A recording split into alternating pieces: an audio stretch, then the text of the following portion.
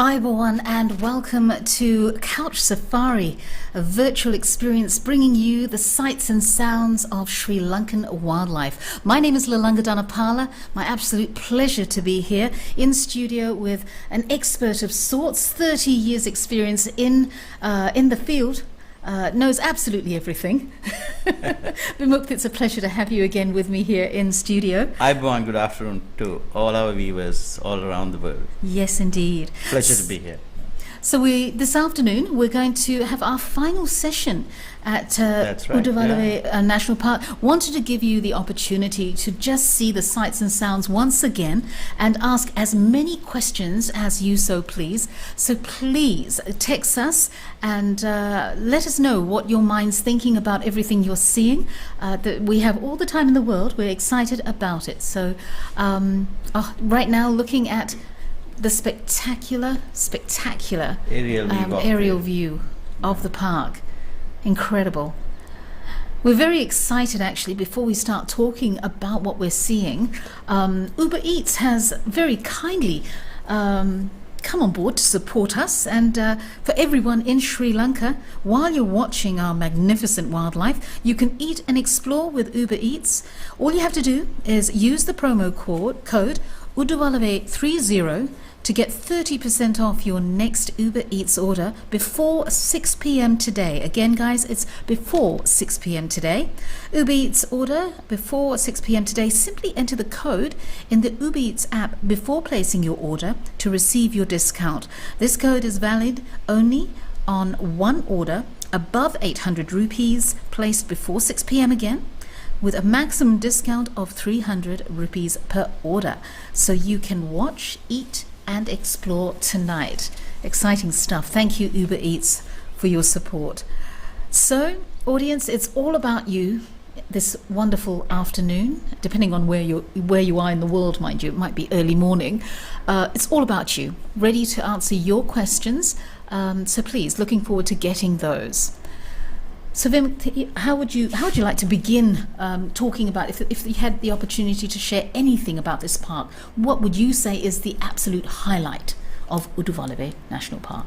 Yeah, I mean, look at the landscape of Udawalawe. This is the natural vegetation that you will see on the bird's eye view, and on the far side, other side of the Udawalawe National Park, you will see the nice scenery of Sri Lankan mountains, the central mountain range, and that's a spectacular scenery from the national park.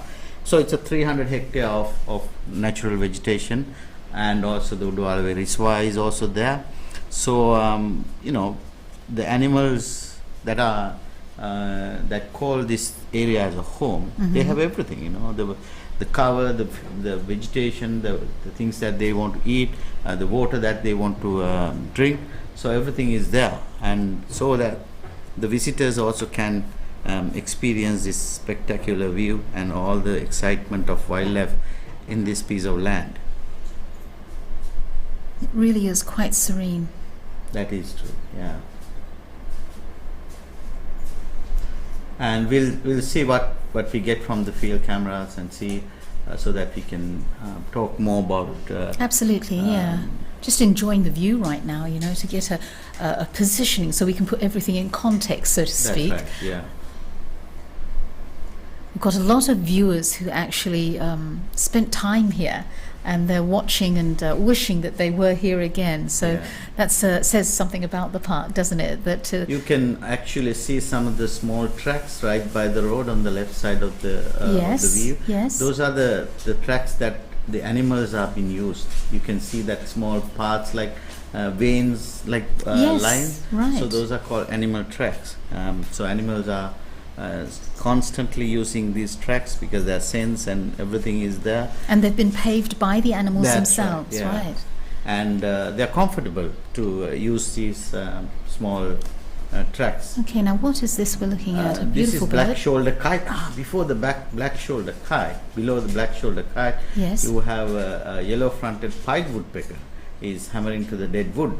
And the one on the top is a predator, sort of raptor bird. The smaller raptor, white-shouldered kite, The woodpecker is also somewhat difficult to see, this woodpecker, and so two birds in one frame. Yeah. Lucky. Yeah. Lucky. So the dead woods are very important. You know, the dead trees. People think that it's a dead tree. Right. You know, it's no use of it. But look at this. You know, dead trees are part of the habitat. Dead trees are part of the ecosystem.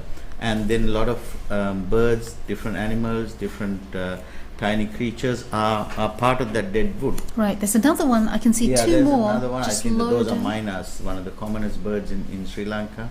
Two miners are there, and with the light, they just stay on top of these dead trees and just to find food and things like that. Some are resting, some are.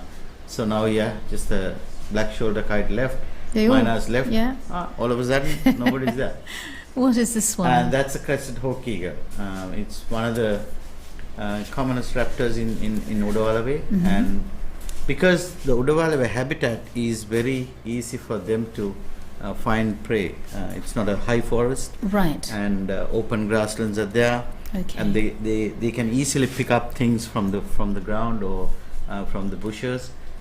They don't like the thick canopy jungles because you can't see anything on the ground. Right. There's Yeah. a larger bird right there. Oh, that's a a peacock on peacock. the left, and Goodness, yeah. and the Brahmini kite on the right. Yeah. Again, everybody is sort of basking sun, I guess, after the rains. Right. So there are intermittent rains all the time because monsoon is already almost here.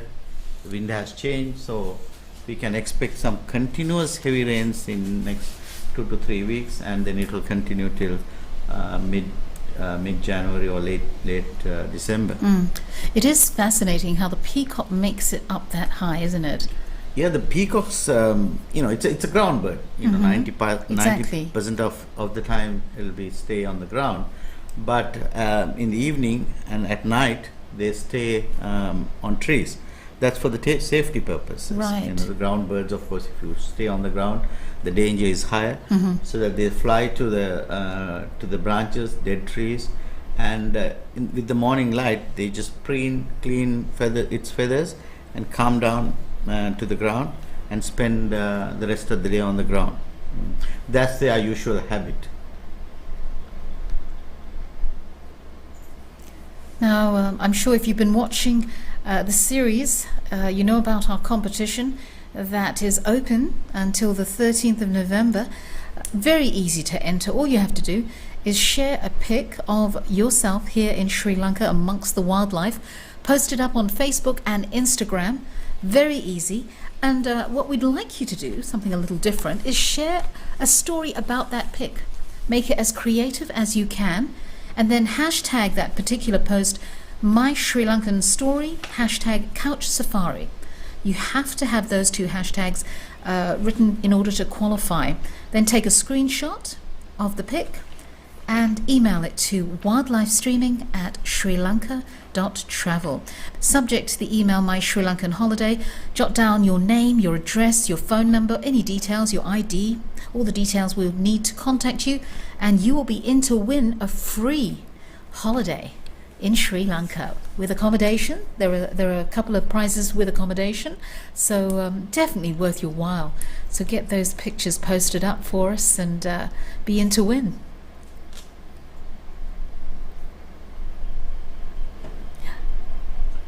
Now see, there's this peacock is sitting side by side with a raptor bird. Yes. But he's not afraid of the raptor bird. I was just going to say, Yeah. very neighbourly, very calm, and just, I suppose they're used to each other, aren't they? I mean, the fact that there are different species around, they live together in harmony. That's right. And peacock knows that the Brahmini kite is not capable of killing Right. the peacock. But the peacock chicks, of course, the Brahmini kite would love to okay. get, but not the peacock. Peacock is too big for Brahmini kite. So they're peacefully sharing the same View. tree, same view, yeah. And so this is another example how the peacocks are using dead trees and tall trees to spend the time in the evening. So now the light is fading a little bit with the rain. So they fly to these kind of high branches and then preen because of the feathers are wet, and then we'll spend the entire night on the Right. branches Now let's say until tomorrow morning. very elementary question, I suppose, but if it rains heavily, does that not affect their ability to be, to stabilize themselves? How do they manage? To stay on the branch, or just to stay on the fly? branch. Yeah, man, they have an ability to stay on the branches. That they can hide in the head and things like that. And now see they are flying to Goodness. this, and you will see that it's a heavy bird. It's a long tail feathers, long train, and but they are capable of flying short flights, not long Right. flight There's a to the beautiful, top trees. Yeah. beautiful elephant. You see, the evening light is just Yes. fallen on this female. I think, yeah, there might be some more. Yeah, this is the green bee eater. Green bee eater? Yeah, it's just now we came back to the. We'll talk about the green bee eater later. Okay.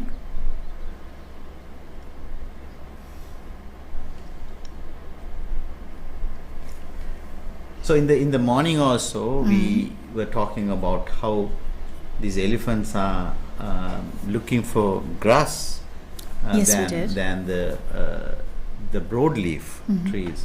I mean, look, it's all green, nice, plenty of vegetation for it to eat. But he's always looking for grass species. If there's no grass Preference. only, they go to the other species. Sometimes they have a preference of different plant species also.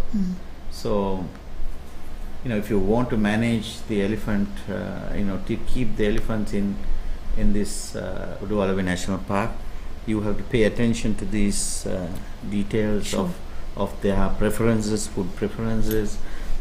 Those kind of things are extremely important for the management of habitat management, to keep these giants within the protected area, within our protected areas. The trunk is just such an amazing part. I was thinking about the grip. They have to wind around That's right. Yeah. those blades of grass. Yeah. It's quite big, relatively speaking, as Yeah, well. it is big. It is huge, and it's rough also. Right. But they know how to pick it. You know that this is the extended nose, Right. and there are about 40,000 muscles in this trunk, Goodness me. and that is why it's so versatile. And they just roll it around anywhere, anyhow, any Direct, position, any shape. It doesn't matter, and that's very interesting.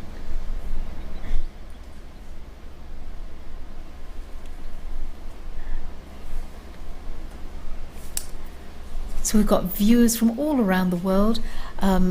Somebody from Turkey. Let's have a look here. Oh goodness, Selçuk Goktan. Hello to you, all the way in Turkey. Hope you're enjoying the view from your couch this afternoon. Again, if you have any questions, please text us, and we are watching, so we'll be able to answer those questions for you. We've got a question from Satis about crocodiles. To explain the difference between the estuarine and mugger crocodiles, Vimu, can you explain the difference? Yeah, the estuary crocodile is also known as a saltwater crocodiles, and the color of the saltwater crocodiles is it's a yellowish, and also the snout is narrow, not really broad snout, whereas the mugger crocodiles, the snout is very narrow, the color is brown and gray, so you can distinguish these features from the ground, from the field. But there are other features that you can look at it, but for a lay person, those are the features that you have to look at it: the color and the broadness of the snout. That's how you distinguish these two species. Right. But what you see here in Udawalawe National Park, mostly mugger crocodiles. Okay. He did ask that question actually. Where can we see them in Sri Lanka? So the two different types. Is there? Well, the muggers are all over the place. Even in Bundala National Park, Yala, Udawalawe, But saltwater crocodiles in the larger rivers like Mathura area, Mathura River is the best for saltwater crocodiles, and some of the interior part of some of the rivers that are flowing out to the ocean near the estuaries, you can see the saltwater crocodiles. Right. Oh, there's a lovely, beautiful. Which one is that? That's a green bee-eater. Right. What are their nesting behaviours? We had a question earlier. I can't recall who it was, but the nesting behaviour of the green bee-eater. This is one of the commonest in the dry part of dry zone of Sri Lanka now. Right. With the evening light, of course, he's just puffed off his feather to warm up its body. This is a normal behavior. See, they're breeding because of the rain that we had this afternoon, and they call it, they are ground nesting birds. They build a tunnel, about 5 to 6 feet long tunnel, and at the end of the tunnel they make a small chamber where they lay eggs. So they usually lay 3 to 5 eggs, and within 14 to 15 days eggs will hatch, and then within a month 30 to 35 days the birds, the little birds will leave the nest. So the cycle is very, the nesting, very quick. Yeah, very quick. Very quick cycle. Within a month, everything will be over. So the bee-eater population here in dry zone of Sri Lanka is very good. It's a common bird, but it's a beautiful bird. Look at the colors, look at the different shades, and look at their behavior. They just try to warm their little bodies.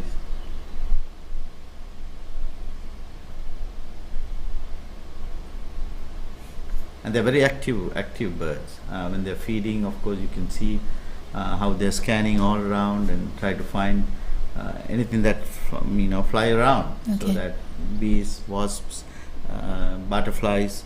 Okay. They love butterflies too. Yeah. And the color of the eye.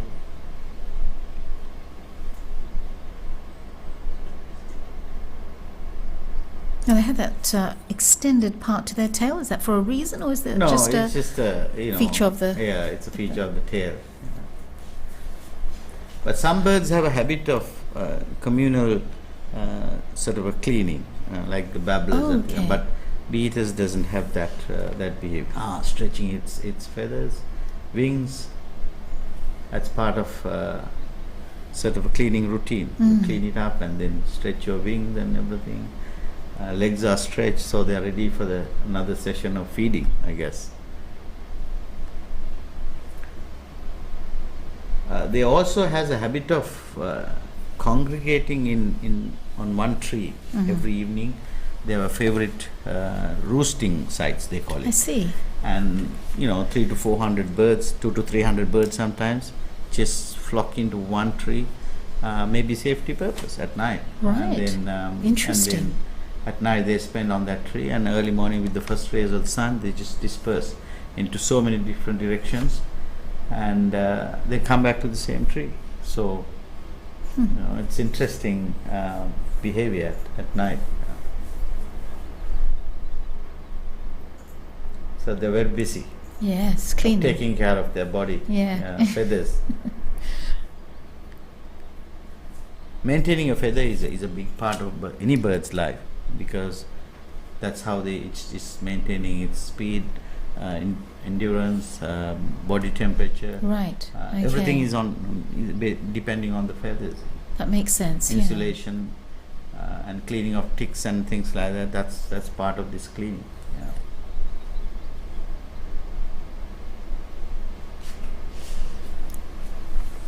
Well, camouflage there. There's a little. Yeah, it's a prinia, Ashiprinia. Oh, yeah, Ashiprinia. It's also a common bird in Udawalawe National Park. Again, the same thing. After the rain, of course, everybody is trying to clean up their feathers. So we had a short rain, I think, in Udawalawe. Yeah, and that was also cleaning its feathers.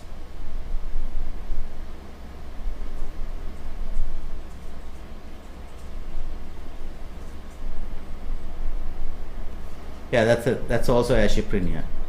Now you can see the Better details view, of yes. better. White belly. Oh,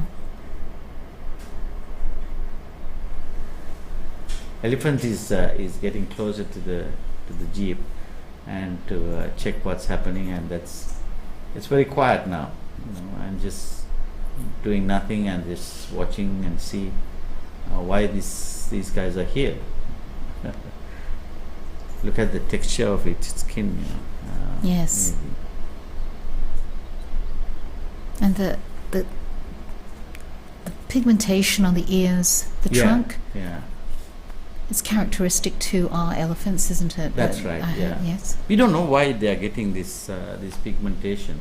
Maybe related to their diet or something else. We don't know. But every animal doesn't have this pigmentation. Some animals do, some don't. Oh, it's going after a jackal. Look at that. Oh, jackal came peacefully on the road, and then he went after the jackal.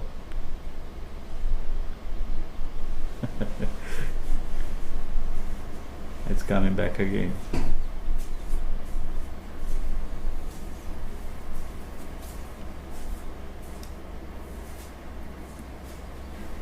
So this animal is fully aware about the jeep, but that's a little bit of a threat behavior.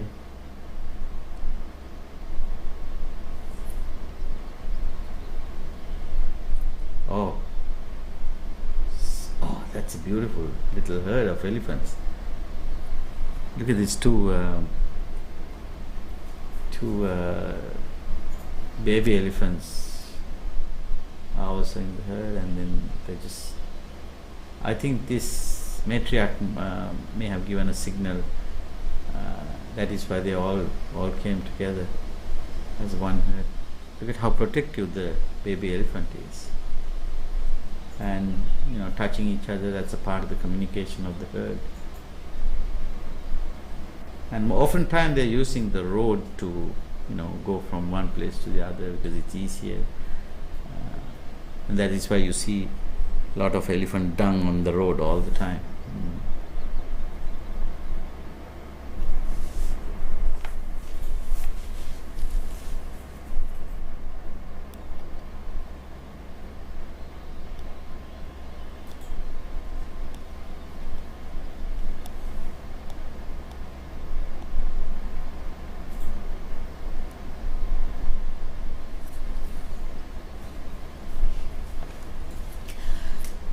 Once again, I want to give you a quick reminder to get those pictures posted up as soon as possible.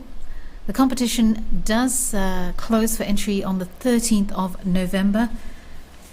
And all you have to do is post up a pic of yourself amongst the wildlife of Sri Lanka. It doesn't have to be here at Udawalawe, of course, anywhere in Sri Lanka. And to write a creative story about your experience. Email a screenshot of that picture to wildlifestreaming@srilanka.travel. Pop down your details, your name, your address, phone number, and subject that email My Sri Lankan Holiday. And of course, hashtag the post with hashtag My Sri Lankan Story and hashtag Couch Safari. That's the information we need posted in order for the post to be able to be qualified. And okay, going into a quick commercial break, I believe. And no, we're good.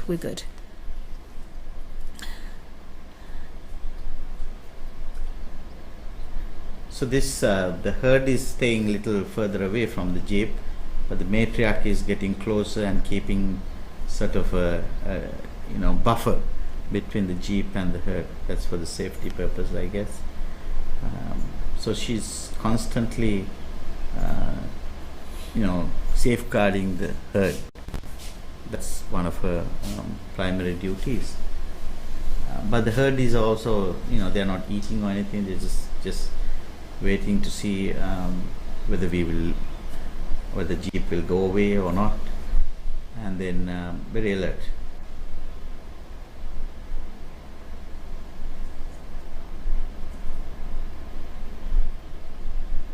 Sometimes these kind of situations, the the matriarch will also make some mock charges.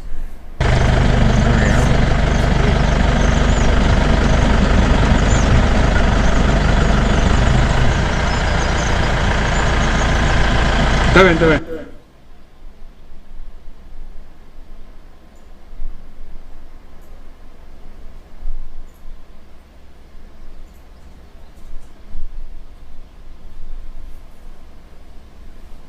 Going into a quick commercial break, and we'll be right back with you.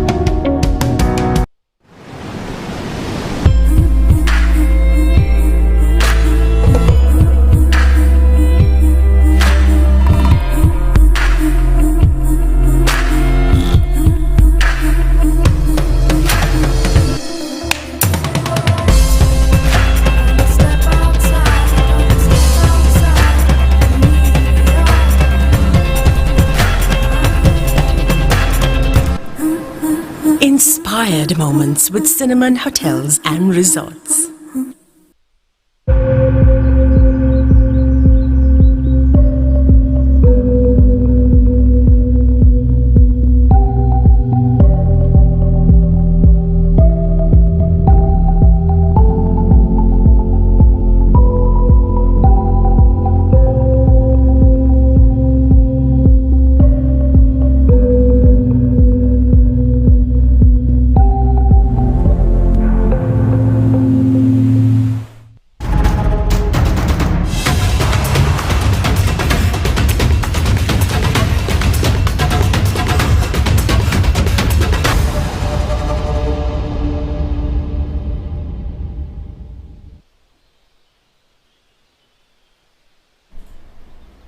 And we're back.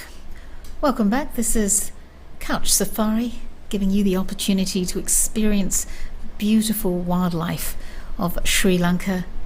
In studio with me today, Vimukti. Good evening, good afternoon. I'm not sure where we are.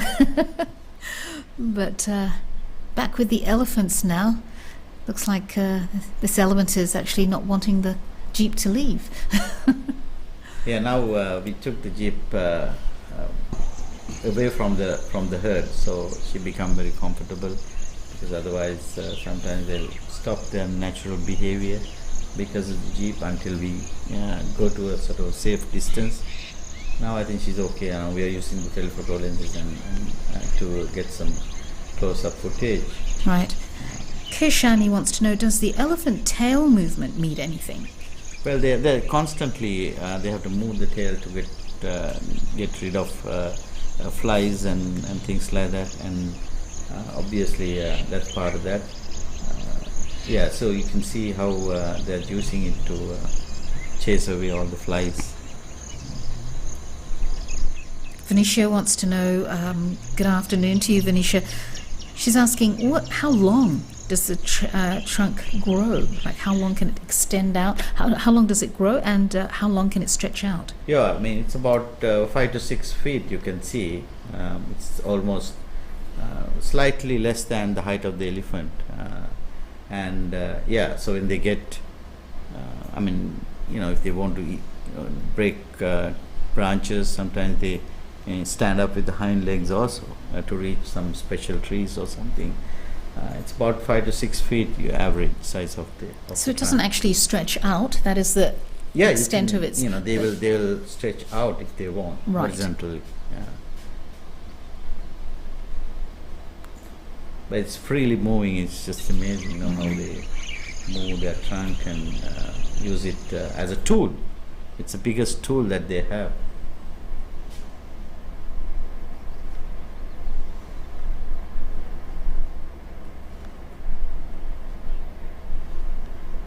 and it is actually using the trunk also to chase the insects away, and the ear movements also chasing the insects away, and tail. Looks like he's resting. It's one of its hind legs, and very relaxed mood now. Yeah, because we have taken the jeep away from the elephant herd. Now she's very comfortable.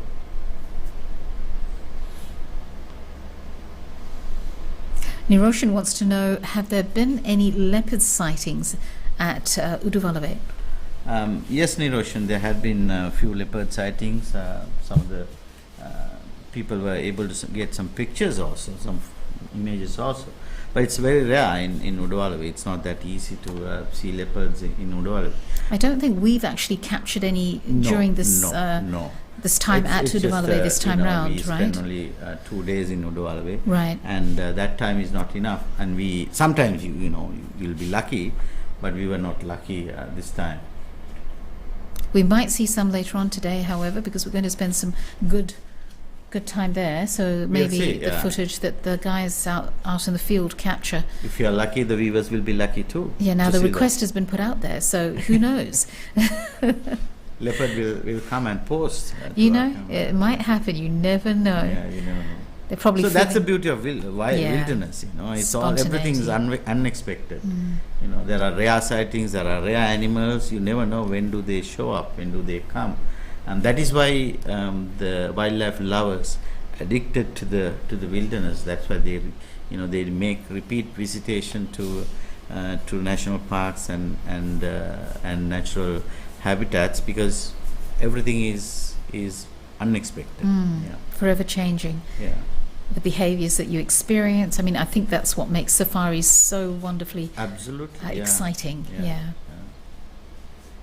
And as you correctly pointed out, there are a lot of different behaviors of elephants, and this is a tiny ground bird. Looks like a lark, rufous wing lark, I think, because there are few lark species very difficult to distinguish from one another, unless you check them through a binocular or a telescope. Very difficult. But it's a common grassland bird in Udawalawe. Not sure what we're looking at there. This is Calotus, the lizard, very common lizard in the dry zone, Calotus versicolor, and again they are also basking after the rain. Everybody is on the trees, try to catch some sunlight just Few to warm up rays. their body. So does lizards. That's their normal behavior. And this is a dangerous place for lizard to be, because he's vulnerable. It is vulnerable to the predators, predatory birds that are flying around in the plains of Udawalawe National Park. But sometimes they don't have any option, because catching sunlight is also as important as their safety. So it's a give and take. What to do? It's part of their survival and lifestyle. Tanushka says the colours at this time of the year are beautiful compared to the safari in the morning. I think he means this time of the day. Thank you for organising this couch safari. You're very welcome. And I think I have to agree, the reflection, the light at this time allows the reflection to be that much more, the colours are more vivid maybe. Especially after the rain. After the rain, the light that you get after the rain is much more intense, and it brings you a sort of a very vivid colors Right. of the nature. Keshani wants to know what kind of body language of the elephant tells us that he or she is angry or feeling threatened. We talked about this in the morning, but Yeah. I think Keshani just joined us, so... Yeah, Keshani. Sometimes they come closer to the vehicles and stop ear flappings, and no trunk movement and that sort of thing. Sometimes they bite the trunk also before they charge. and you can see take the sand and throw into the air. So those kind of behaviors are sometimes, not always, that's an indications of sort of threat behavior, ready to charge or something like that. There's a flock of painted storks. Painted stork is a common bird in Udawalawe National Park, in open plains, and now these are temporary water just collected from the rain, and they love it because it's a shallow water, and they can catch a lot of frogs and fish in this, trapped in this small waterholes, and they congregate in large numbers. And you can see some of the birds are still drying their feathers, so it's very funny. Tell us a little bit about the nesting behavior of the painted stork very quickly while we're watching this deer elephant. The nesting behavior is also very interesting. They are the colonial nesters. They all nest in one particular area, and then every pair of birds will select a different place in the nesting colony. It's very vocal, they're just constantly keep calling, and they're bringing nesting materials. So it's a colonial nester, and that is also for the safety. They spend a lot of time building nests and displays and things like that to attract its mate. So there are a lot of things are happening in their colonial sort of nesting grounds, but it's very colorful to see that. Now, what he's scratching himself against That's a tree. right, yeah. Share with us again. I know you did before, but I'm sure there are a few viewers watching right now who didn't hear what this is all about. Yeah, the scratching is also part of. He can't. The elephant can't use his trunk to scratch its body. Whether it's a very limited. There's a limitation of how he can stretch its trunk. But they're constantly using the big trees to scratch, and because there are constant insect attacks to their skin, and so they're using trees. Sometimes they come to the members of the herd come to the same tree to scratch. So some of the trees get really smooth textures, smooth bark, because this is a very rough skin. So the constant using of the same tree, I'm sure they have some sort of a sense of to select these big trees to scratch their body.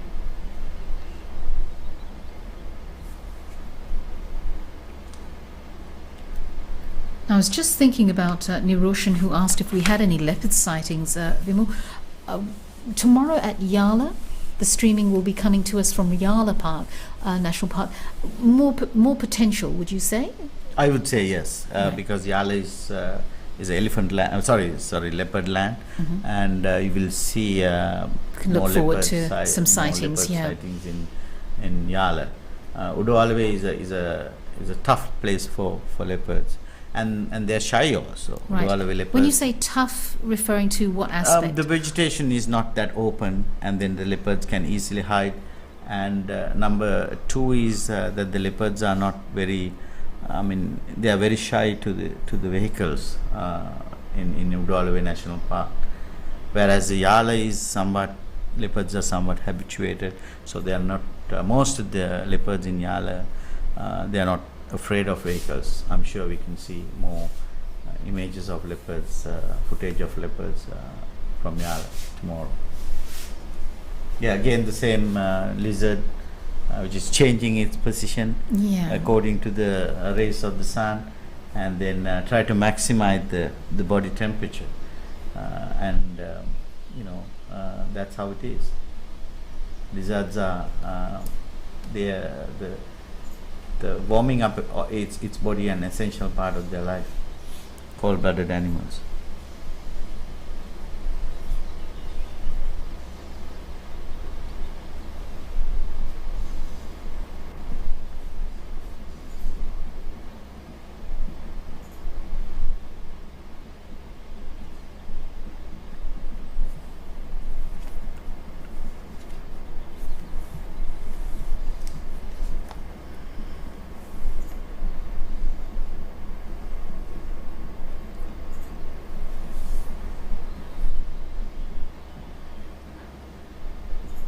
some flies are also flying around.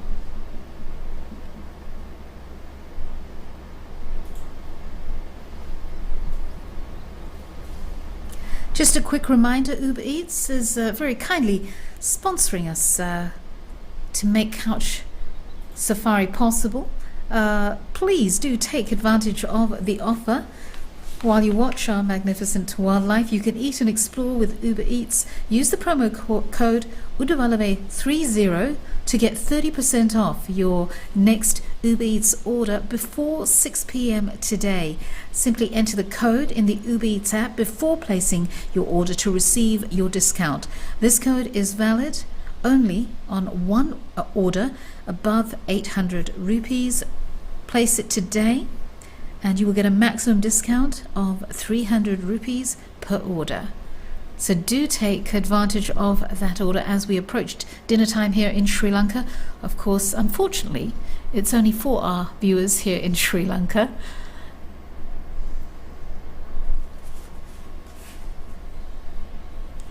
So definitely.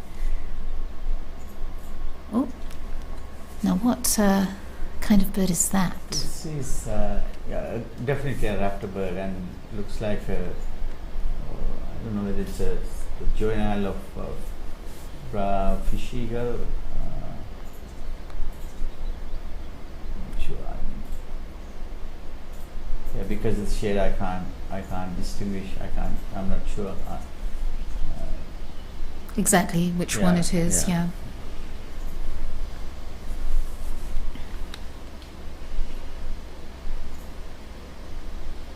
Again, the raptors are always on the trees and on the lookout of any potential For the next meal. opportunities. Yeah, the next meal.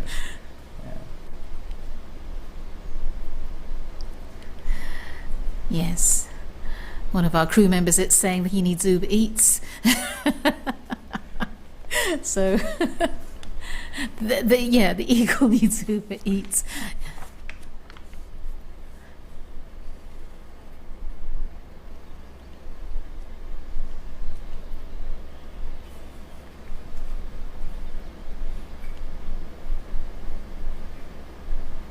Just sit here and watch them forever, isn't it? It's just very calming. Yes. Yeah. But again, I think the rainy conditions few hours back has brought all these birds to the And he's top off. of the branches, and then look for any potential prey items nearby. Spot-billed pelicans, that's Right. the only pelican species that you get here in Sri Lanka. The larger, but again the same situation. They most of the time they spend in the water, in the shallow waters, but they come to these kind of dead trees to preen and dry their feathers after the rain. And what's the role of the bill, the pouch? Oh, of the- there's a very interesting bill pouch, Mhm. and they sort of put their head into the water and then scoop the fish, and sometimes they get the big fish into that sort of pouch. Very interesting behavior. And also they have another special behavior. It's called communal feeding. Right. The entire flock, now you can see the entire flock is also preening, but when they go to feeding, the entire flock will go to the same area, and they will sort of herd. It's called herding or surrounding of school of fish, so that everybody get the opportunity to scoop a few fish here and there. But it's very dynamic. If you see that, it's very a lot of things are happening, bill sounds and just surrounding. It's called communal feeding behavior. Very interesting to see that. The pelicans has that behavior. And what's the nesting behavior? Well, again, they are also colonial nesters. They build their nest on dead trees, sometimes in a colony. Again, a very social species. That is why they build their nest in colonies. Very vocal. A lot of sounds are there, and corporate breeders. They incubate about after 30 days or so, the eggs will hatch, and but the chicks will stay in the nest for 60 to 90 days. So the pelican mama has a lot of work to bring fish for 30 to 90 days, and then they fledge the nest, and then after that they'll do their lifestyle by their own. Now, are these the pelicans that are circling over the tops of the trees, or? I think it looks like the painted storks. Yeah, painted storks are too small to distinguish. Yeah, sure. Looks like painted storks. You can see the open grasslands and also the scrub jungles of Udawalawe, and right above that is the drone shot of they are going and they are congregating in one small waterhole there, and they love these small waterholes because that's easier for them to feed. You can see there how they congregate in that small waterhole. Yes. Yeah. Quite a large population there. Exactly. Either the cormorants also there. No, I'm not sure. No, that's shadow. That's a shadow. But now see the large congregation is there, all painted storks. Now you can see that this drone doesn't have any effect of their natural behavior, because drones are far way too high. They don't disturb these birds. Or the pelicans are also there. So I mean, few species of birds just feeding together as a communal feeding grounds, and the fish is the unfortunate victim of these congregations. Skipped over to another camera. We saw Beautiful some, butterfly there. Butterfly, yeah. Yeah. What This are is- the feeding? No, this is the a plants glassy that they're feeding tiger. on? Yeah, this is a glassy tiger. They're feeding on this lantana flowers. Yeah, I think it's a glassy tigers. There are 3-4 species of glassy tigers. Very difficult to distinguish by looking at from a distance. But the dry zone habitats, the glassy tigers are very common. What would be their distinguishing features between Well, the species? the glassy tigers. This one is like a sort of worn out colors, not really bright blue is there. That's how you distinguish the glassy tigers. There are blue tigers, dark blue tigers, and blue glassy tigers. I think the viewers are getting confused by saying all this, but that's a different species of butterflies, but share the similar features. So, but there are special features that you can distinguish from one another. But then you have to look at them in a very close distance to distinguish these few different species that are very similar to each other. And that has a very slow flight and sort of a worn out colors. That's how you distinguish. You tell this is a glassy tiger.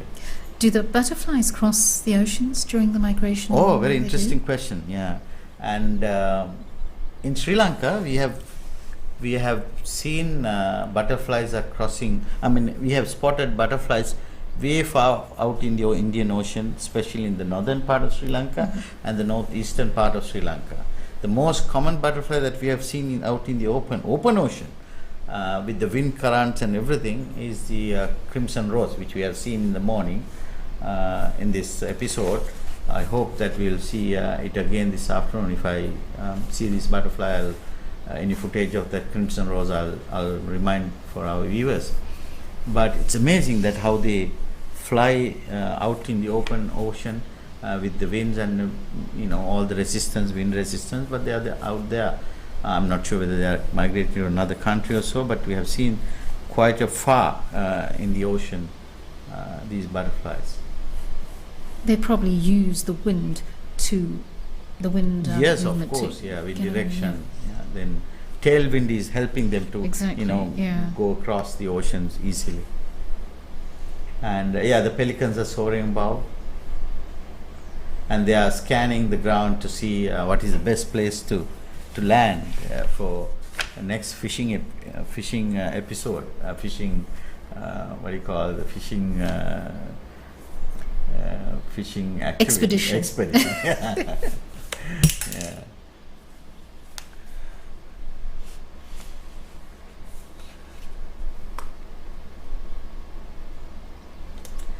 This is quite a heavy bird, one of the heaviest birds in Sri Lanka, heaviest flying birds in Sri Lanka. I'm not sure it's the heaviest flying bird in the world, but it's very heavy bird. But they are freely using the thermal currents so that they can soar, they can fly around without effortlessly to find the right place to land and to catch some fish.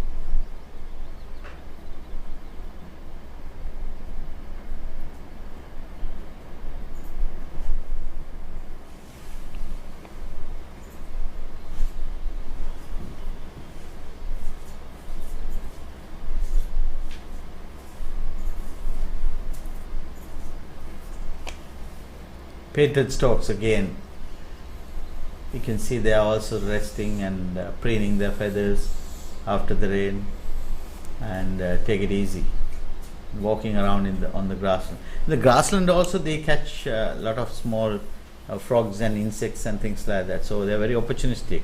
It doesn't matter whether they are in the water or on the grassland, they are constantly looking for feeding opportunities. Some birds are a little darker. I'm sure you can see some color difference between some birds, and the dark ones are juvenile birds. They're not fully mature birds, and during the sort of breeding season they get the pink plumage feathers on their tail feathers and sort of back feathers. That's how you know that they are in breeding plumage. It's quite a beautiful beak on that one. Yeah. It's a vibrant orange, isn't it? Yeah, it is. And they also use these kind of dead trees to preen their feathers and dry up their feathers. So sometimes different species, the pelicans and the painted storks, and so here there's the pelicans also. So few species are using the same tree. Right. That is why I said earlier, the dead trees are extremely important part of the habitat. People think that it's dead tree is dead tree. They serve no purpose, but they actually do. Yeah, they do. Yeah, they do.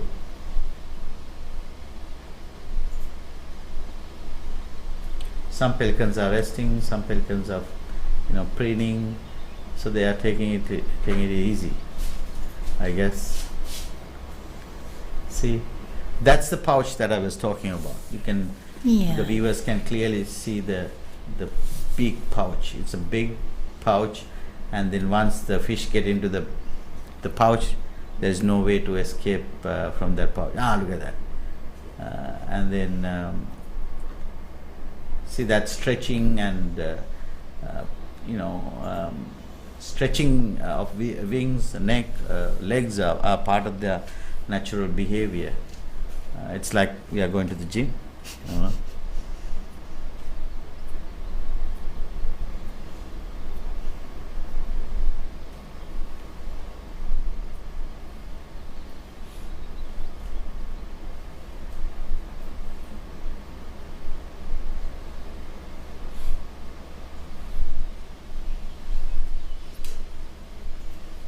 So that's a pink feather that I was talking about on that particular bird.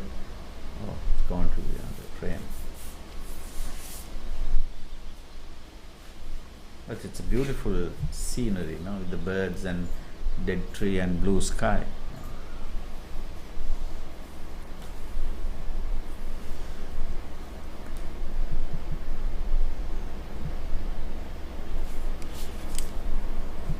Niroshan is saying thanks for the wonderful work and the footage, missing the wildlife and the park rides. I can imagine, Niroshan. Oh, look, there's a crocodile, quite a big one too. Yeah, that's right. And you can see the current of the water is just drifting downstream because of the rain. I think the water started coming in from the uplands and to the reservoir. So I think the crocodiles are taking an advantage of this water currents, and with the current, of course, the fishes will also come with that. And it's a murky water. It's easier for crocodiles to catch something because the fish Makes it can't harder see. for the fish to Exactly. Yeah. swim. And these are most probably the mugger crocodiles. Yeah, I can't see it properly because of the light, direction of the light. Now, in that instance, when the water current seems to be quite sparse, quite aggressive, to stay stagnant like that, is he wading the water under with his legs, or how does he remain No, I still? think he's slowly propelling its tail, Right. and to compensate the water, the current of the water and his movement. So they are very smart how to maintain which direction that they want to go. If they want to go the downstream, they can easily go without propelling its tail. And if you want to stay still, and then they will propel its tails into it's a speed of the tail movement. That's what it is, and they can stay still. Well, we're getting ready to go into a commercial break, but stay with us. We'll have more wonderful footage for you. You're watching Couch Safari.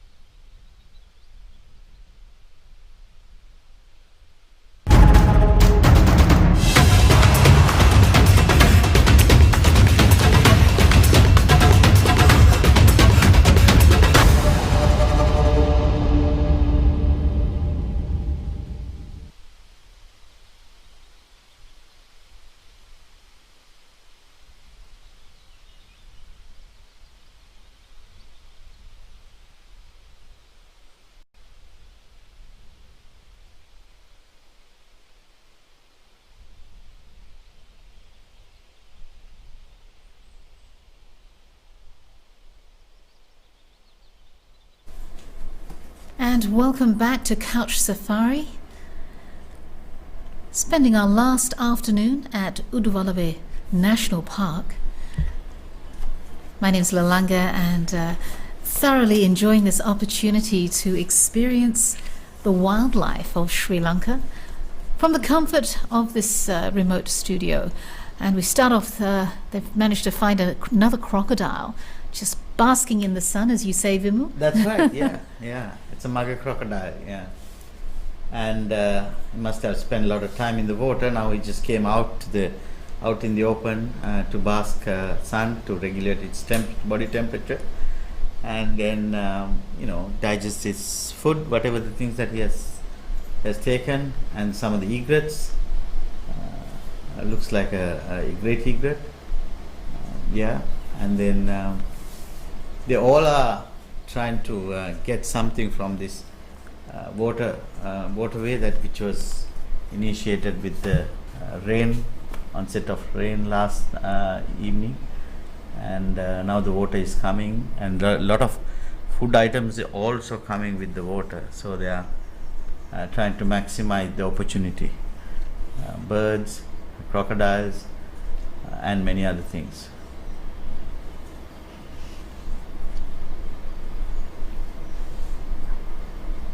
The herons, the egrets are very common here in Sri Lanka. The great egrets, medium egrets, and the small egrets. So when you say the three types, are you talking about fully grown egrets, or that there are three different sizes, or is that three the growth different cycle? Species. Three It's different a three different right, species. right. Yeah, and depending on their beak colors, depending on their leg colors, the size and everything, that's how you distinguish each species. So Sri Lanka has three different egret species.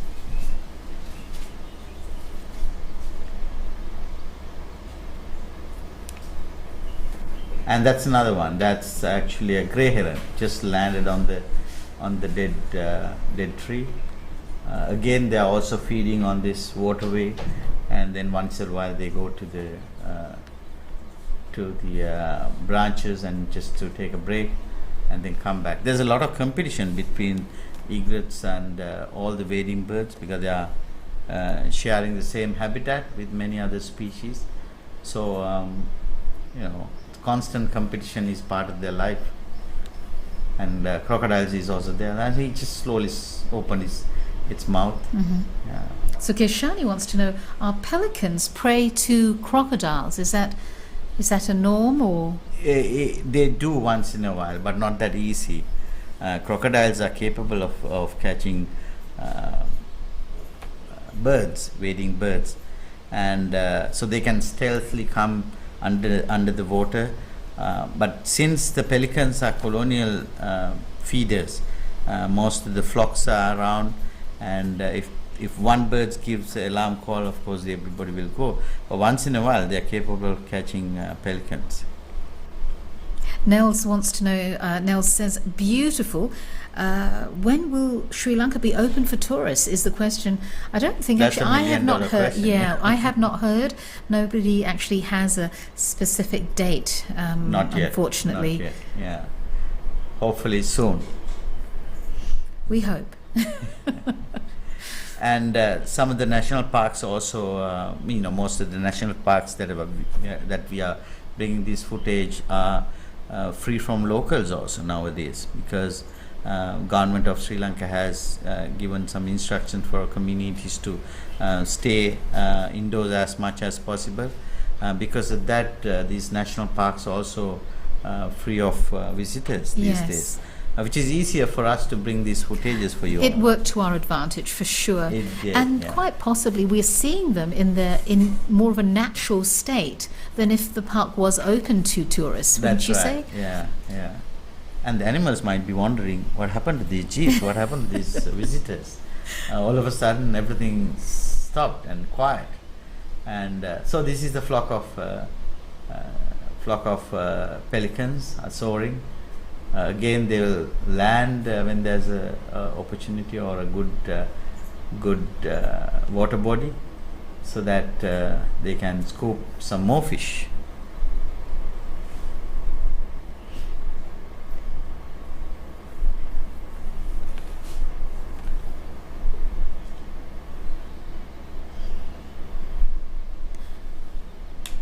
Are they flying in any particular pattern? I mean, is it in response to the weather? There are some species that will circle just before a major storm. Do they have that kind of sensitivity and behavior? They do, but this particular flock is actually just soaring around by using the thermal currents.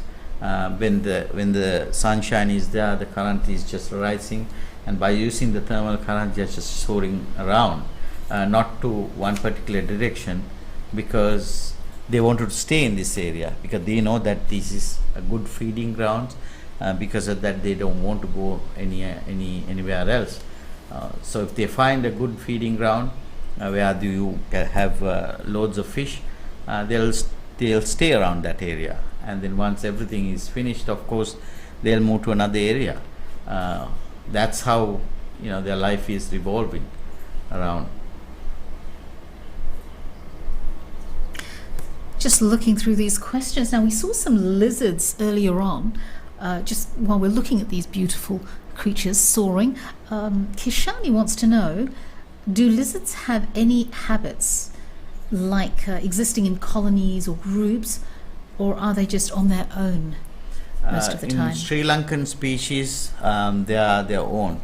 Most of the lizards are like that. But the crocodiles, of course, sometimes, it's reptiles. Crocodiles are reptiles, and so does the lizards. But the lizards are all no colonies in Sri Lankan species. They are living by their own. But during the mating time, of course, you can see the interaction between the males and female. But other than that, lone rangers. It's lone rangers. Lone rangers. You have to take care of everything by yourself. It's a hard life. Hard life. Hard life.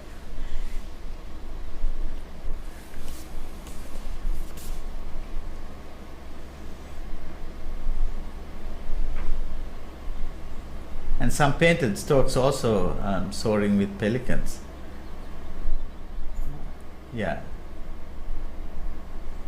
I suppose one thing that's evident with the animal kingdom is the degree of unity and harmony. Puts us to shame. That's right. And at the same time, there's a fierce competition also. So there's a harmony. There's sometimes you get the advantage of other animals, communications and things like that to find the better feeding grounds. But sometimes the competition's also there. Graham would like to know, good afternoon to you, Graham. Would like to know, do you get saltwater crocodiles at Udawalawe? No, but when you go down to the Walawe River has the main river has the saltwater crocodiles, but not mostly what you see here in Udawalawe National Park are the muggers, mugger crocodiles.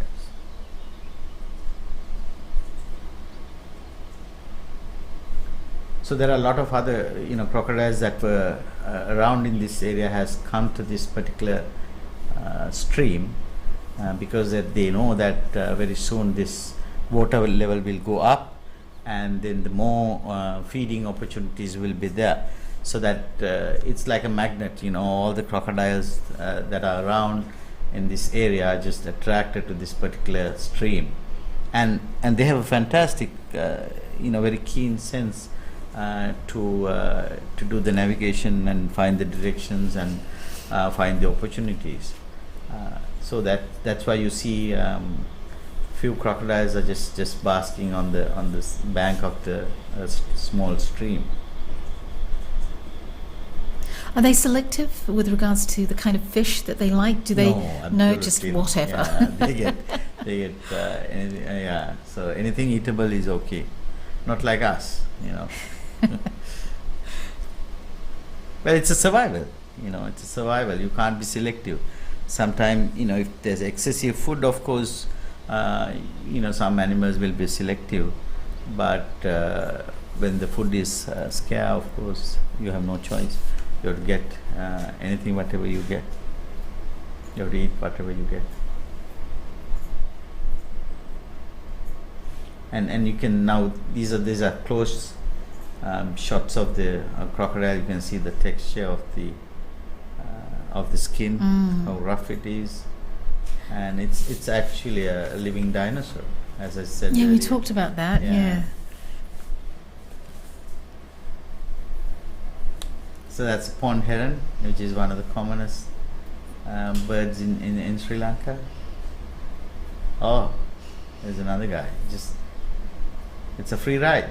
He's just moving with the flow of the water, and maybe trying to find a basking place or rock or something, or just go to a different place, because the competition is also there with the same species, so that they want to make sure that this, you don't hang around when the dominant big animals are there.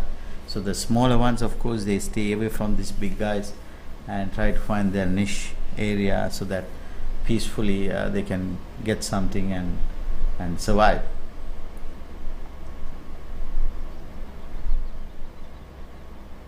Yeah, it's just moving with the flow of the water.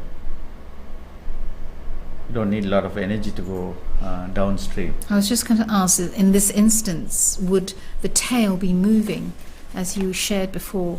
Probably not then. Probably at a not, lower- because now he's slowly coming to the, to the bank of the river. He's trying to come. Let's see whether he will come. See the way he avoided those two big crocodiles. Maybe this is a sort of a medium-sized crocodile, I would say, and still there, waiting. Has not taken the decision yet. waiting. So they have to calculate everything, risks and opportunities. That's a big part of their survival.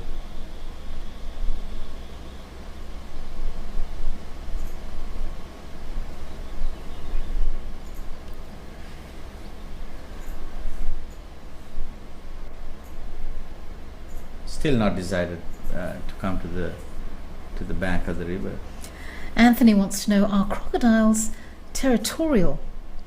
And somewhat, Anthony, yes, but they also walk distances when the water holes are dried up, and then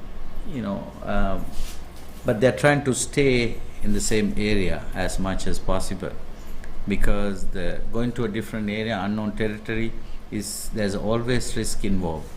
So every animal in the animal kingdom is trying to minimize the risk, minimize to go to a new area. It's like you and me, we also would like to stay in our hometown because we are comfortable, we know where everything is there. So it's like that. It's a similar situation for every animal.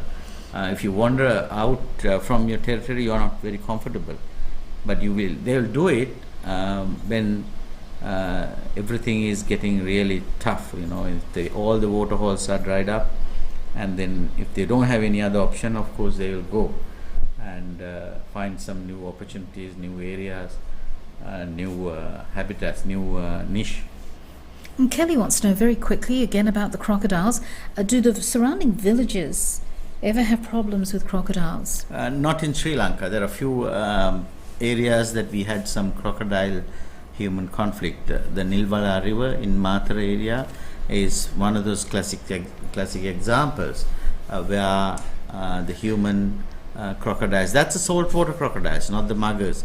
Muggers are there's no records of attacking human or coming into a contact with humans by mugger crocodiles. But the saltwater crocodiles, yes, in Mathura area, Akuras area, there's some conflict, but very mild conflict. It's not a major conflict areas, and government of Sri Lanka and some of the groups have addressed that issue. Now it is somewhat under control. Stocks look like they're on standby waiting for something to happen. What's That's going on right. there? Three grey herons. Yeah, two of them looks like juveniles, and one in the foreground is the adult male.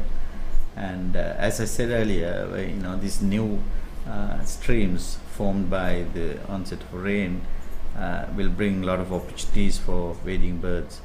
That is why they are here.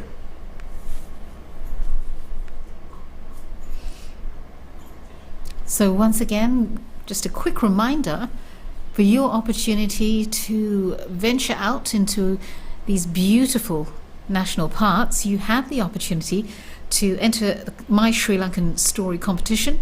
All you have to do is post up a picture of yourself at one of these national parks. Write a story. There's a lot of emphasis put on this. Make it as creative as you like.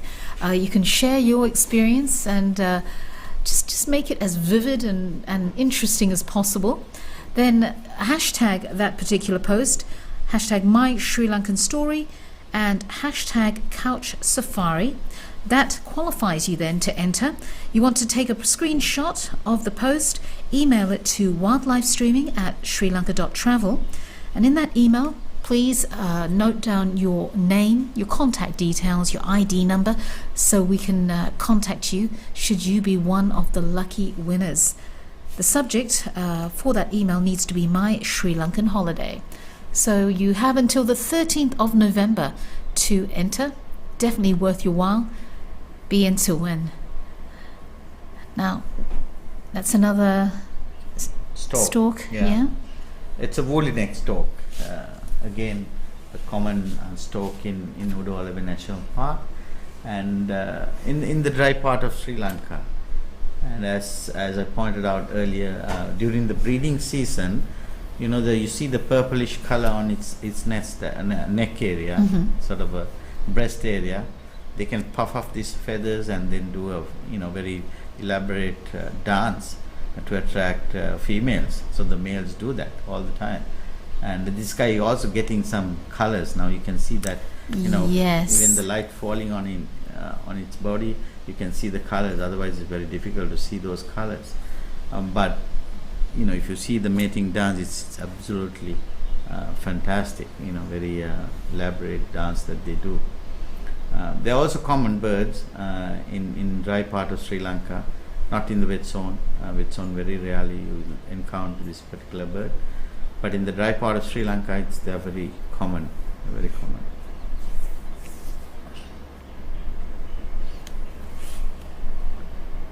Looks like it's just walking towards some other waterfall or something. Let's see what it is. In the foreground you can see some butterflies. I think we might see some butterfly footage.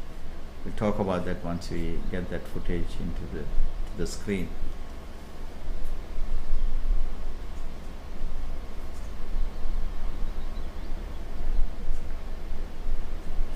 You can see that woolly texture on its neck. That is how it's got its name, woolly neck stork. I just left. Oh, now you can see that butterflies are feeding on. It's a these crocodiles.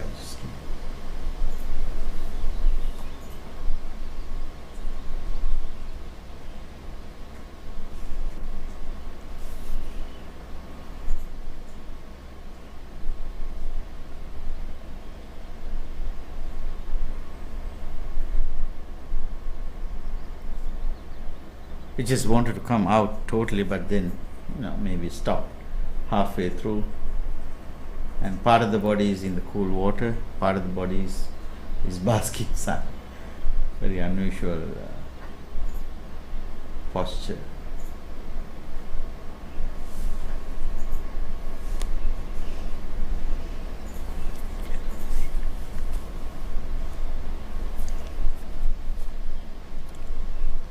We're getting close to that time where we're the guys out in the field today are going to be able to share with us some of their experience, so just get ready for that. We did have a question about butterflies from our earlier encounter. Ushani wanted to know if the butterfly was a monarch butterfly, which I know it wasn't a monarch. No, it wasn't monarch. No. We don't have monarch butterflies here in Sri Lanka. No. Yeah. But there are similar species. Right. This particular plant is very interesting plant. In Sri Lanka, in local language, they call it balunakuta because it just looks like a tail of the dog. Oh, right. But its English name is snakeweed or blue snakeweed. And many species of butterflies would love to feed on this particular plant. And it's a weed type of plant, but they just grow in clumps after the rain, and it's favorite. It's famous feeding plant by many species of butterfly. What you see here is the crow, the species of common crow, and they love it. And then many other species also come and feed on this particular plant. In Udawalawe National Park, it's common in the sort of open grassland areas, and now the flowering is there with the rain, and butterflies is also active. So butterflies, they are not active in the sort of overcast conditions. If there's a rain or something, they don't active, but when there's a sunshine, of course, they are very active. Beautiful. So once again, just want to encourage you to make those posts and be in to win a trip to Sri Lanka. The participants are to post a picture on social media channels, that's Instagram and Facebook, along with a description as creative as possible. The mandatory hashtags to be included are hashtag #MySriLankanStory and hashtag #CouchSafari. You need to make that post public and take a screenshot of the post and email it to wildlifestreaming@srilanka.travel with the My Sri Lankan Holiday in the subject line. Make sure you note down your name and relevant contact details, phone numbers, ID, all that, and have it in before the 13th of November. It really is a spectacular prize. If you do win after COVID lockdown, it'll be a special treat to be able to win that Definitely. one of those prizes. So Yeah. Free trip to Sri Lanka. Yeah. amazing.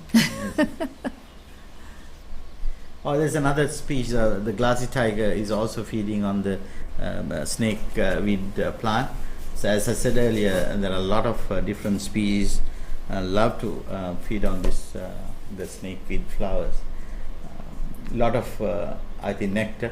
It's interesting part of the flowers is also that flowers also need sunlight to fill up its nectar.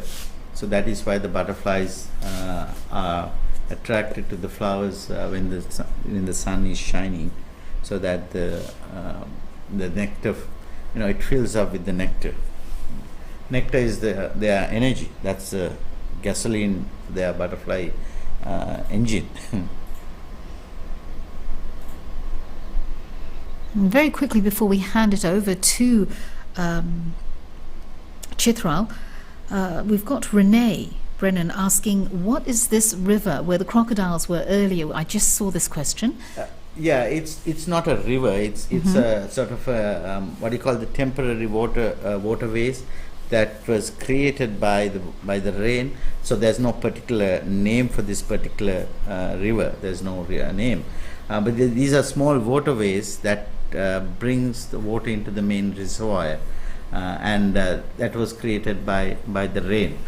So sorry, there's no name for that because that's a tiny stream. Just trying to squeeze in a few more questions about the crocodiles because we had quite some time with them today.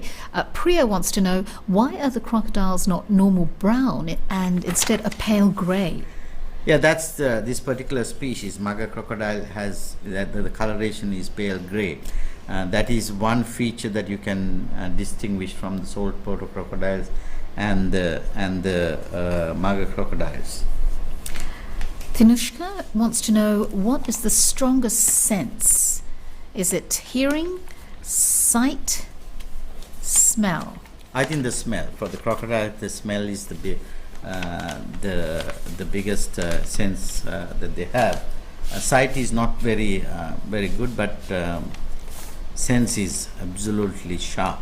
They can sense dead carcasses for miles and miles away. And maybe they may have some other senses which we can't actually detect, but that's what it is mostly. This is another species of butterfly that are feeding on the snakeweed, and that is plain tiger, which is also common species in the dry zone of Sri Lanka. for our, for the benefit of our viewers, every butterfly has a very special plant that they lay their eggs. Those are called feeding plants, and for the survival of the butterflies, that feeding plants are must. That's an essential part of butterfly life cycle. So just imagine the connection between the butterflies and the plants, and they also have the sense of in their feet to identify their feeding plants, and then only when they detect their feeding plants, those are the type of plants that they'll lay their eggs, and the caterpillars feed on that plant and continue their life cycle.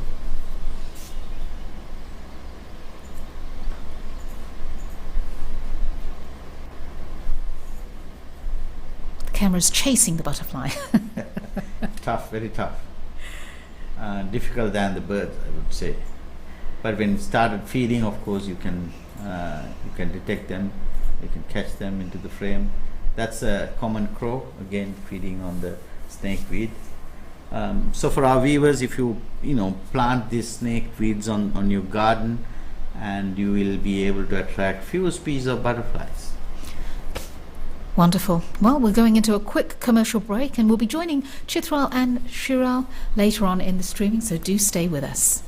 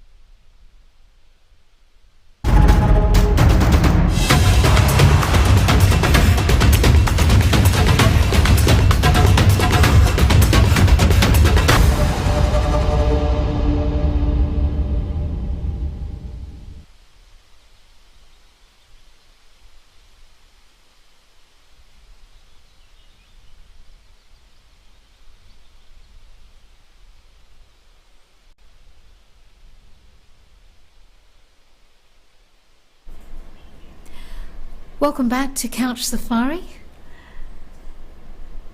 A beautiful image of the elephants there, just there's a couple of them. Yeah.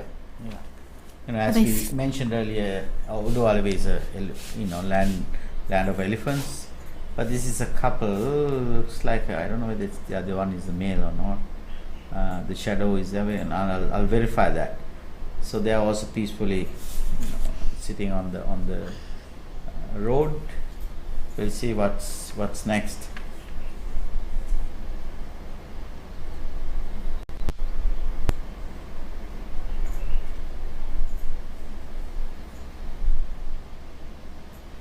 They're not super active when the sun is up, heat of the day, and they just stay calm and quiet under a shade. So that's a close-up shot of the sort of the end of the elephant tongue. You can see a tiny finger-like apparatus on the edge of the tongue, and the Asian elephant has only one such small finger, but African elephants two such fingers on the both sides of the trunk. So that's to sort of grab small branches and things like that. It's amazing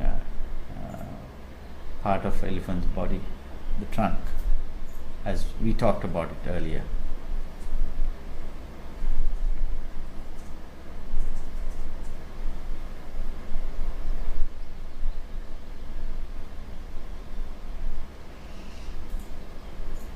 I want to say thank you to Uber Eats for coming on board and supporting Couch Safari.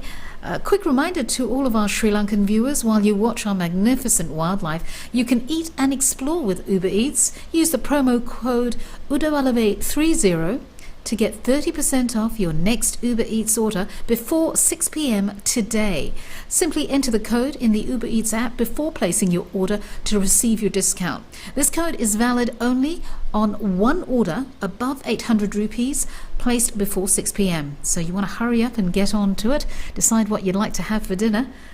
Maximum discount of 300 rupees per order is available to you. So thank you to Uber Eats.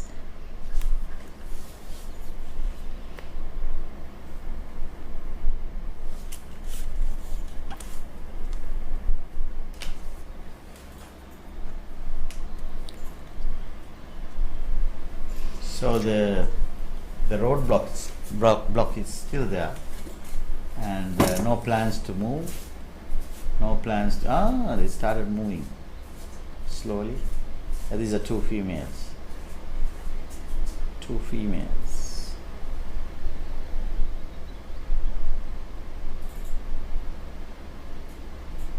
Maybe the other members of the herd might be inside of the bushes under the shade. And these guys are just checking the jeep and waiting and see whether there's any danger to the members of the herd.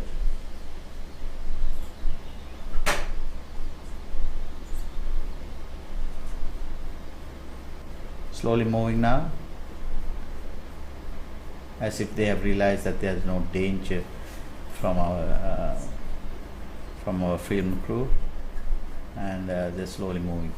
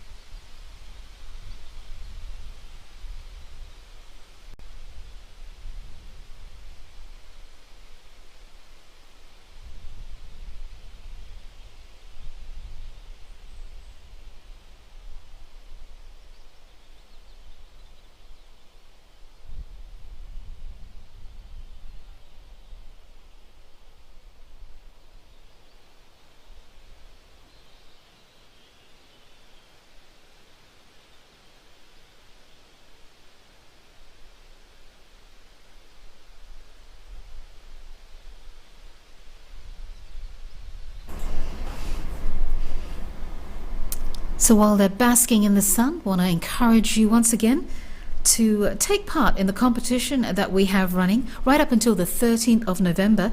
Participants are to post a picture on social media channels, that's Instagram and Facebook, along with a description. Make it as creative as possible. The mandatory hashtags to be included are hashtag My Sri Lankan Story and hashtag Couch Safari. Each participant should make sure the post is public.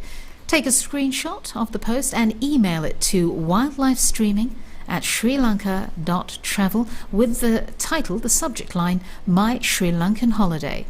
You want to pop in that email your name, phone number, ID number, all the details we need to get in touch with you should you win.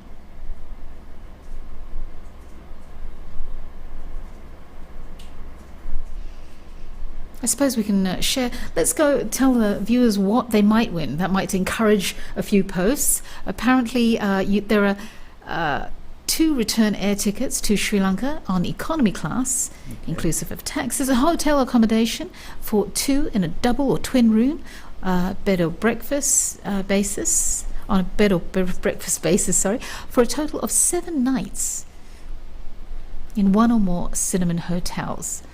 Big package. Huge. That's Yeah. just one. Yeah. That's just one that's available.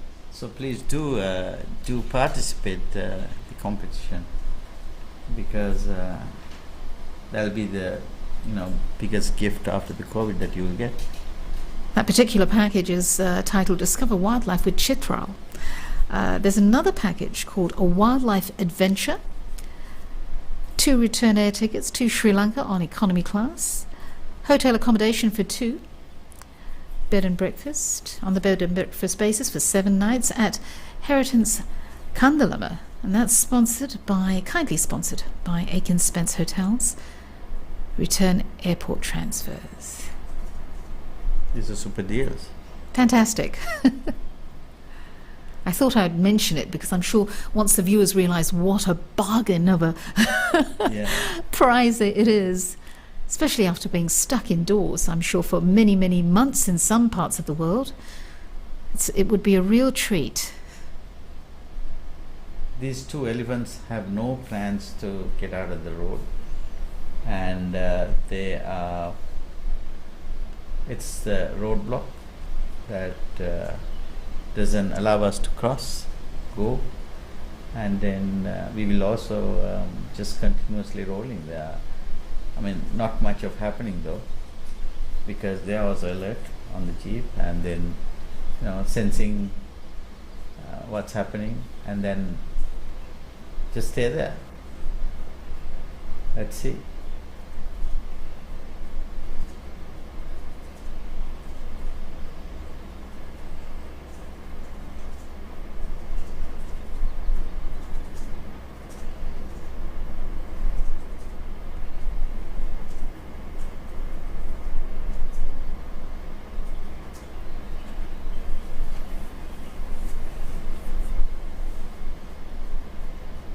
Well, one elephant has moved a little bit further into the bush, but the other one is still there.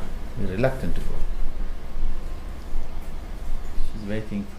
I think she wanted us to turn around our jeep and go.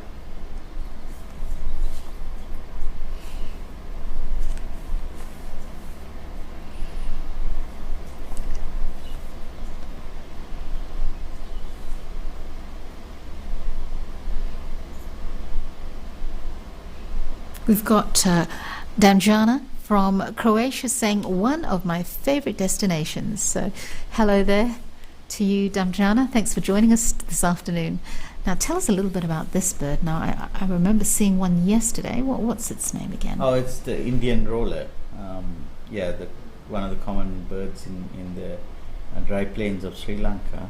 It has beautiful colors. You can see the blue, grey, and some different shades of purple. And so as the other the birds, this is this bird nesting on dead trees, big dead trees, hollow dead trees, and that is why I have said earlier too, the dead wood is also part of the habitat, and that creates nesting opportunities for these birds.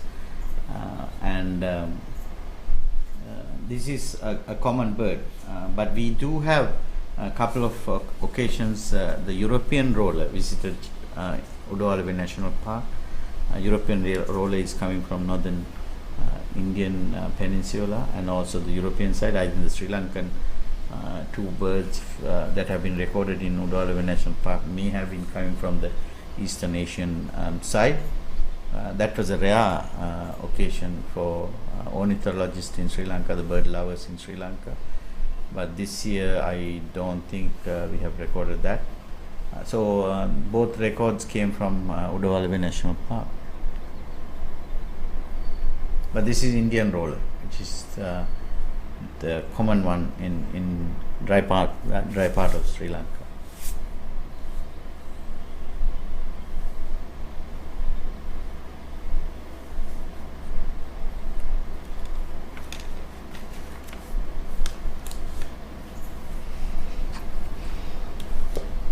And they're also constantly scanning around to see whether there's any opportunity of insects, beetles, sometimes the scorpions also. They are not afraid of eating scorpions and any insects. They're very opportunistic.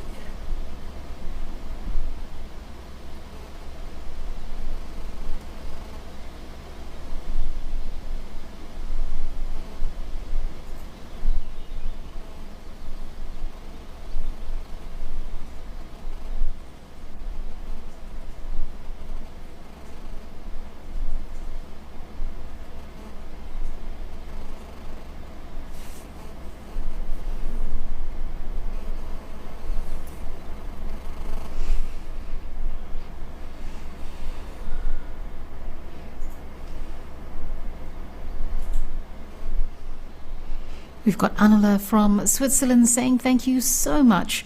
Nice to see all this footage. Well, you're very welcome, Anula, and of course we want to encourage you to definitely enter the competition to be able to win a chance to come and see these beautiful sights for yourself.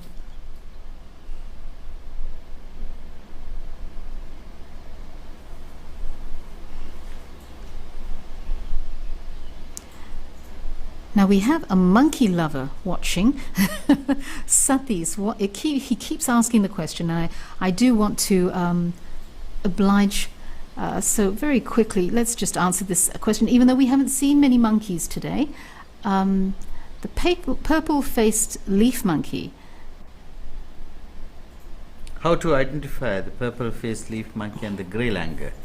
Of course, Satis, the color is totally different. Because the grey langur is greyish and the face is dark, face is blackish, and the head, the hairstyle, I would say, hairstyle has a sort of a bump-like thing, the straight on the center of the head, whereas the purple-faced leaf monkey is totally black, and there's no, it's a flat hair, and the face is also, even though it says purple face, it's mostly blackish, but there's a purple sheen. If the light fallen on its face directly, you will notice the purple color.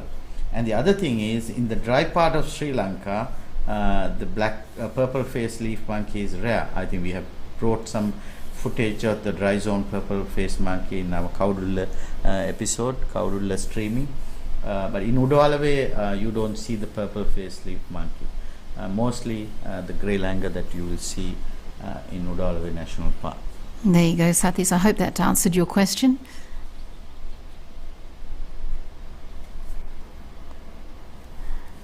So I think we're going to be making our way very soon to ETH. We'll be joining Chitral and Sri Lal.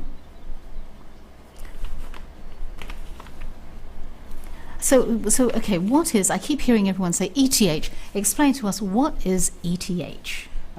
ETH is elephant rehab, elephant transit home. That means they take the baby elephants that are sort of orphaned in the wild and keep them under human care, and then when they are ready to go, they will release back into the wild. It's a fantastic program which was initiated in 1995, I think, yeah. And you will see a lot of information about the ETH is very soon, because the Chitral and my other colleague Sri Lal is there. They will bring some footage and story about ETH. But it's a fantastic conservation effort by the Department of Wildlife Conservation, and plus the veterinary surgeons, veterinarian of the Wildlife Department is working very hard to maintain this elephant transit home, and also to make sure that this orphan life will continue. They'll go back to the wild and continue their normal lifestyle.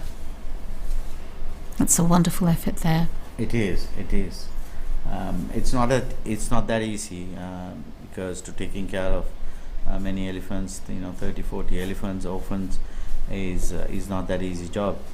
You have to have a fully dedicated staff 24/7 to take care of everything, for their food, for their nutrients, all the other needs.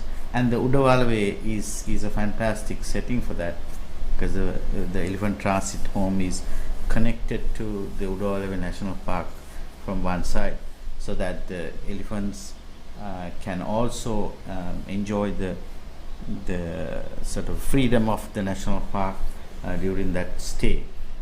But at the same time, the elephant transit home has to provide food and care throughout their stay in this home. Well, we look forward to seeing that later on in just a little while. Now, Sathis has another question. Does the female elephant have a special kind of season where mating is? Good question, Sathis. Yes, every female has a special season to mate, unlike human in the wild. But the elephant comes to a season called estrus period, where they are ready to mate. Once the mating occurs, and then she will get pregnant, and that estrus period lasts only 4 to 5 days. Just imagine, right? That's such a short period of time, and during that estrus period, her urine has loads of chemical signals that are released into the nature, into the air, so that the male elephants that are ready to mate will get that chemical signal and will come in search of this particular female that are ready to mate, and then that's how the mating episodes, the mating happens in the wild setting. It's tough, but oftentimes, most of the time, female elephants get pregnant somehow during that 4 to 5 day estrus time. Amazing. That's amazing, yeah. And it's all thanks to their chemical signals. The male also has a receptive, they also can sense these chemical signals. The constant drip of urine during that estrus period, continuously releasing these chemical signals, the pheromones, into the air, that carries long distances, so that male elephants get the sense of it. And these are the drone footages, beautiful drone footages from Udawalawe National Park. Some of the open plains are there. These are dry waterholes, dry river banks, riverbeds, and then you will see the central mountains, part of the central mountain of Sri Lanka in the backdrop. It's absolutely breathtaking view, and especially the daylight today, when the sunshine is there, there's no rain clouds, and it's beautiful, spectacular. And this is what you will see here in Udawalawe. Just one of the many spectacular sights to be found here in Sri Lanka. That's right, yeah. And now the vegetation is blue, green, in a blue sky background because of the rain. Otherwise, it's usually brownish in the dry zone of Sri Lanka. But with the onset of rain now, it's all green, nice and beautiful. This is what you see in this with the onset of rain. Everything will change, and then cycle continues.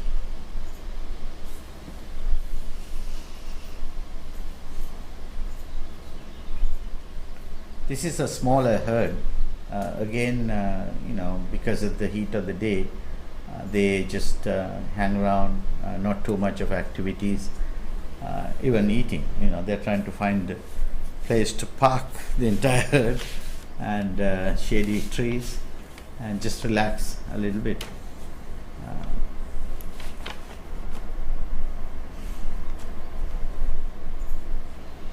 And as they're relaxing, just to encourage you as you relax and watch these spectacular sights, you can eat and explore with Uber Eats.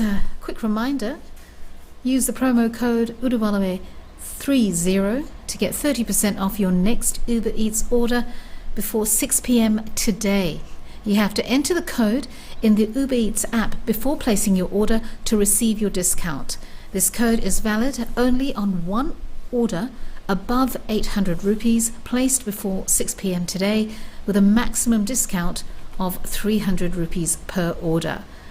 I want to thank Uber Eats for coming on board to support us here at the Couch Safari.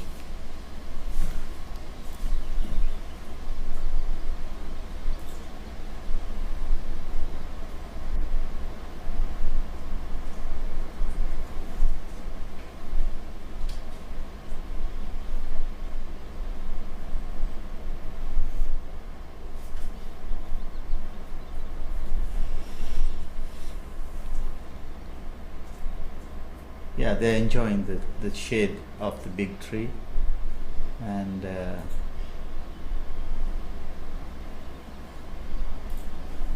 so this time of the day, of course, you will find them under the shaded trees like this, and just stay together as one group under the shade.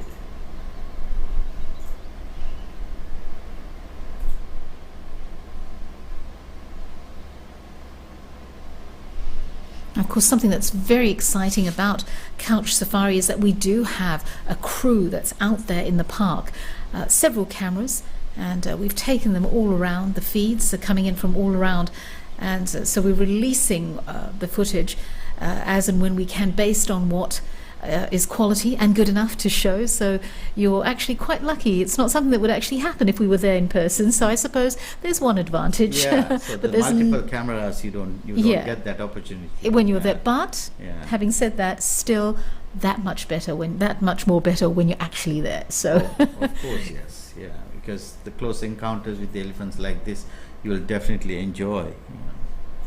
So get that opportunity by entering to the competition. Yes, that's one way you can make it happen. Enter those posts as soon as you can. See, all the animals are just coming to the shade.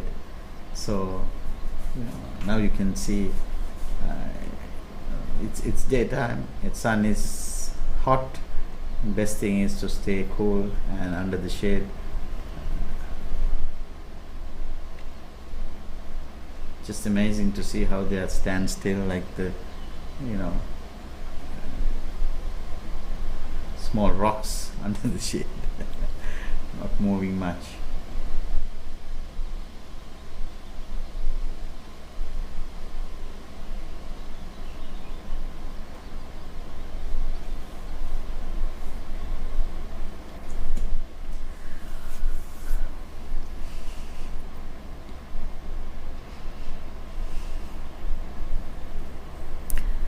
They do actually exist quite closely together.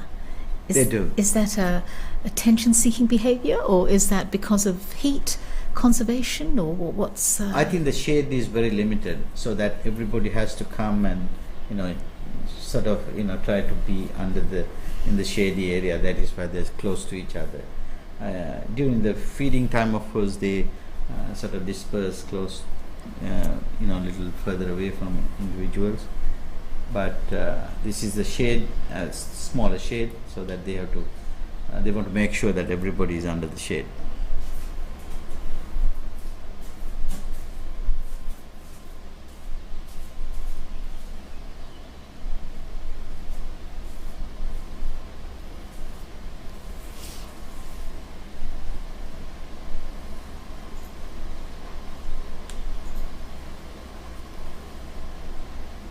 I think you mentioned yesterday about the duration of that time once a baby elephant is born, a calf is born.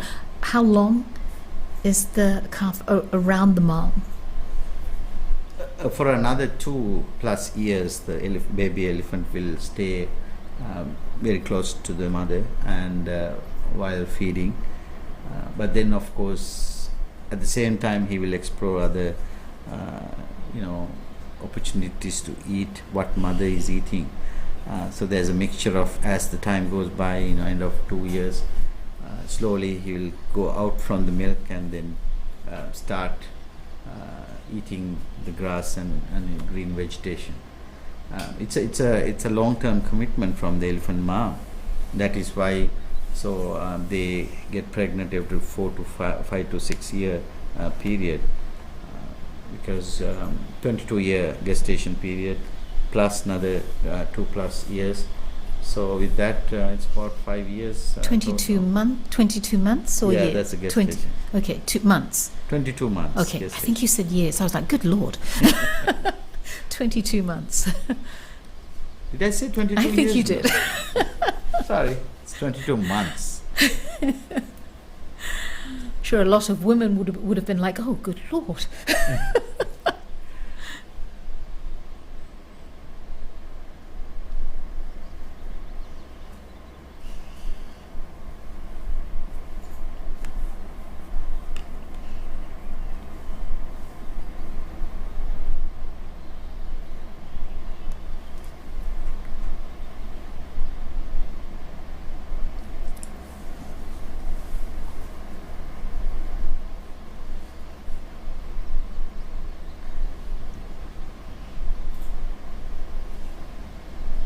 See this little guy?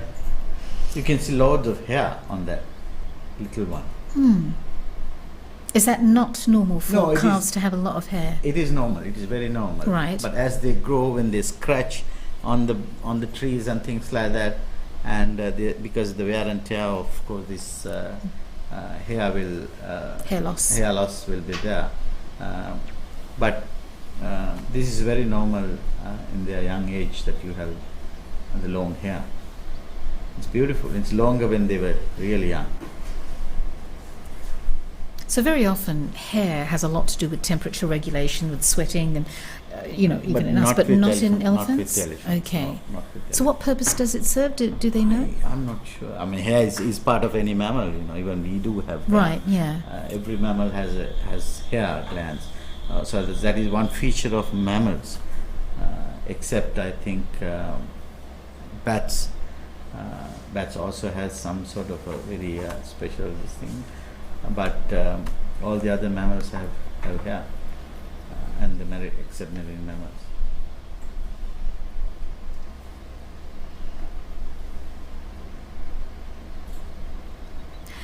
So being able to acquire grass as a baby calf, is it something that's learned, or is it innate? Do they just know to do that? It's a learning behavior.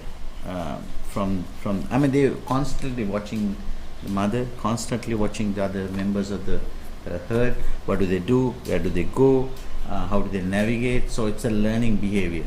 Obviously, some of the genetic information also may get into their system, but mostly they're constantly watching mother as well as the other members of the family, so that that will help them to continue their natural lifestyle.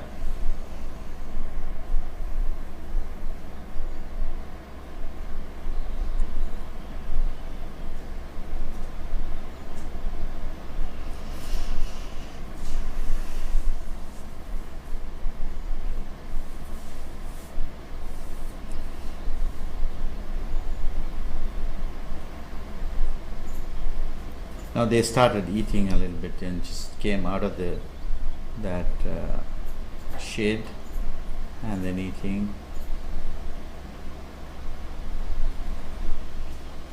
See, the little one is also side by side with mother and just checking what type of plants that the mother pick, mother eat, and that's how they learn. and then they do it by themselves. So slowly they will learn the feeding habits and the navigational part of it.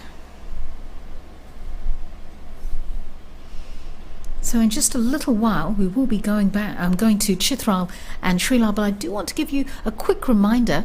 Uber Eats has come on board and is supporting Couch Safari, and you want to take advantage of this offer today. Eat and explore with Uber Eats. Use the promo code Udawalawe30 to get 30% off your next Uber Eats order before 6 p.m. today. Simply enter the code in the Uber Eats app before placing your order to receive your discount. This code is valid only on one order above 800 rupees, and the order does need to be placed before 6 p.m. today. You will receive a maximum discount of 300 rupees per order. So do take advantage of that. And of course, in just a little while, we did share a little bit about the elephant transit home. Yeah. And Chithral and Sri Lanka are there now. They're just getting ready to share with you a little bit of what's over there. Share with us again the purpose of it. Oh, look, you can see that the little baby elephant is suckling, and you can see that. Yeah, it's a new baby, still depending on the mama's milk. The body condition is not great of this particular baby elephant. You can see the bones are visible. That may be lack of not enough nutrients from the mother's milk. We don't know what's going on, but very hard to determine what's exactly the reason. But you can see the conditions are not great. And fodder is feeding materials is a big part of their survival, and you need to make sure that the ample food is there, depending on number of elephants that are living in Udawalawe National Park. And maintaining habitat, maintaining grasslands are extremely vital to have the good body conditions, feeding to continue their feeding habits, then enough food for all the animals that are living in Udawalawe National Park. So very excited about seeing the elephant transit home. It's going to be quite an unusual experience to actually see it. A very new experience for our viewers, because in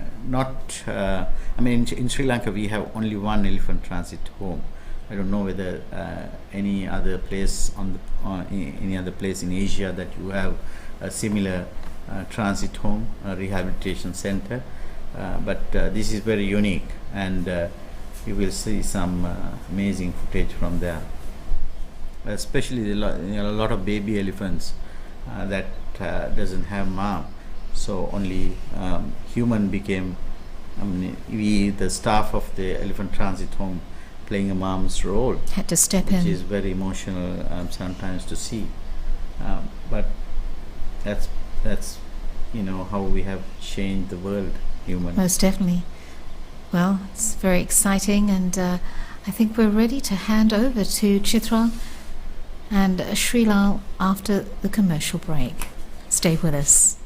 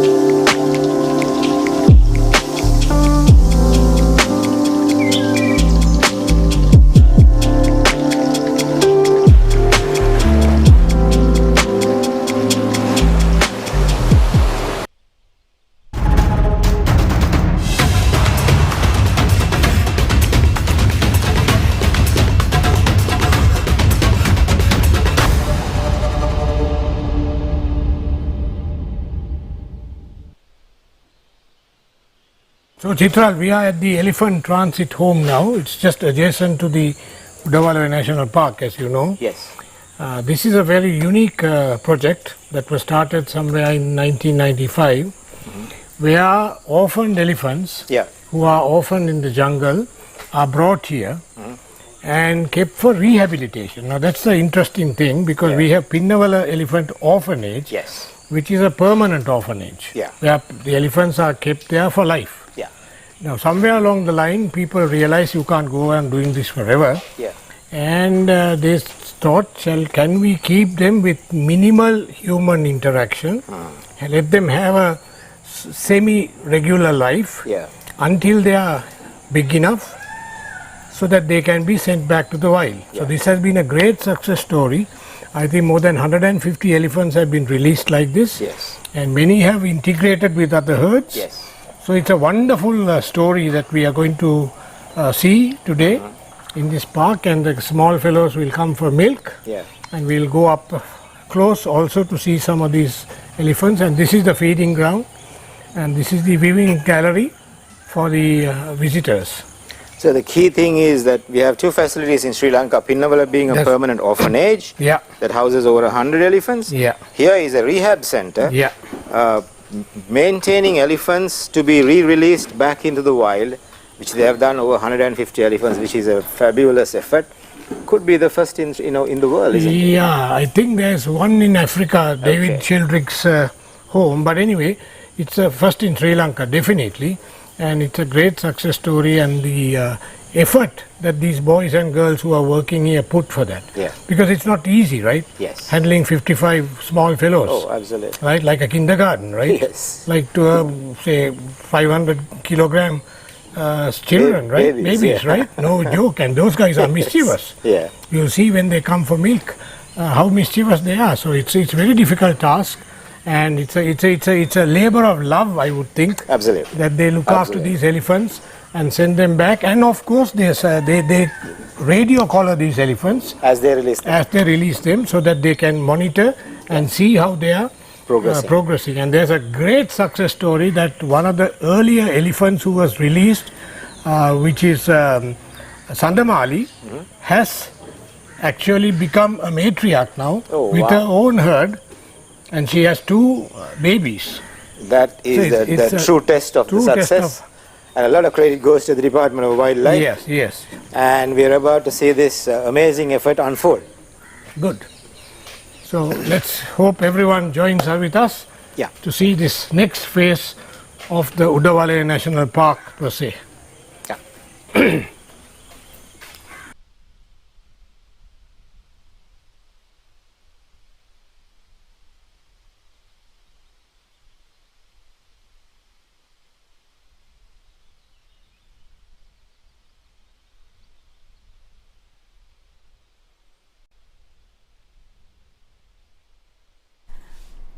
What you see here is the Udawalawe reservoir, which is the epicenter of the park, and also this reservoir is providing a lot of bloodline for the agriculture sector of the dry zone of Sri Lanka. You can see the band of Udawalawe National Park, which is one of the main roads to access to the park, and ETH, the Elephant Transit Home, is adjacent to the Udawalawe reservoir. And this is one of the main water sources for elephants too, and that is it's playing a vital role for not only for wildlife in this area, but also for the farmers in downstream areas of this reservoir. Absolutely breathtaking view after the rains.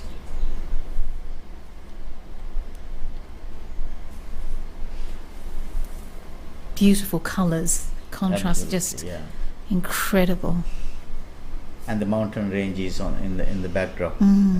Picture postcard. Yeah. And you can see the reservoir is not fully filled, and the brown color is the area that the entire area will be blue very soon, Right. because the rain is just started. Within a couple of months it will be totally blue.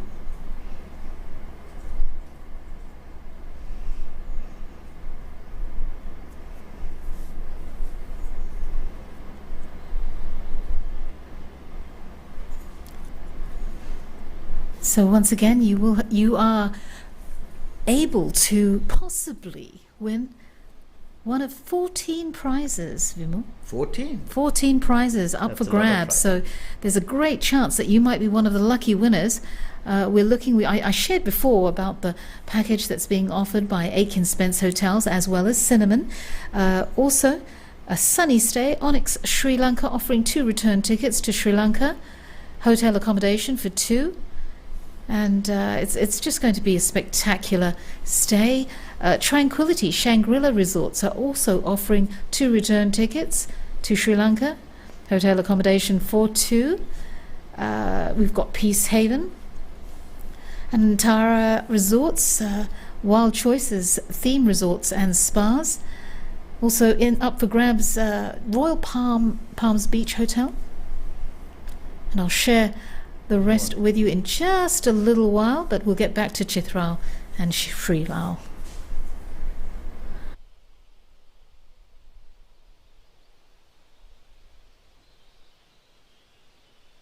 How are you?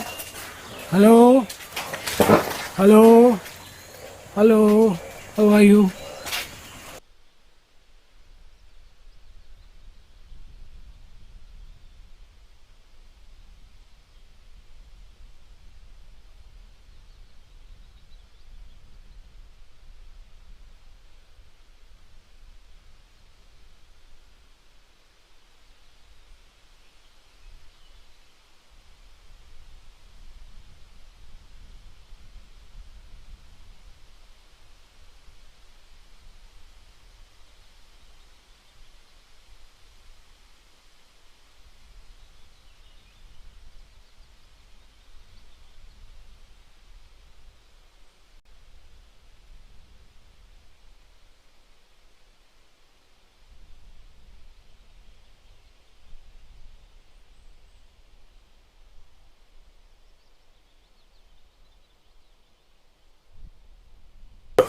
So this is normal.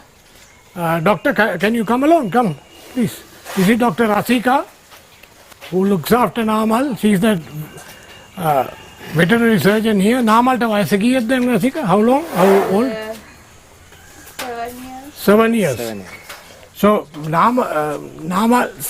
Namal's uniqueness is that when he was small, he had his leg caught in a snare. And after very much trouble, they couldn't save the leg. And Dr. Vijita had to amputate the leg. It's on the other So side. the leg is on that side. I think the camera will try to show you that after some time, when he was growing big, you had to make a prosthetic for him. And that's a success story, because normally in Pindawala they tried to put a prosthetic in many animals and they failed. And Namal is a success story where Namal willingly puts on the prosthetic leg. Yeah. It's a very unique, very beautiful story, Yes. because if this elephant was left in the wild, he would be dead by now. Yes. Probably. When 3 years old with a very serious leg wound, what do you do?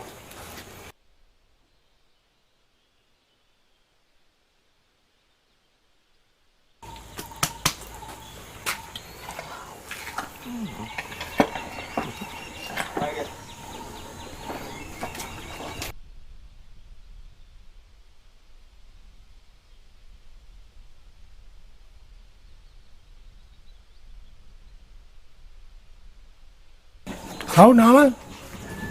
Where is...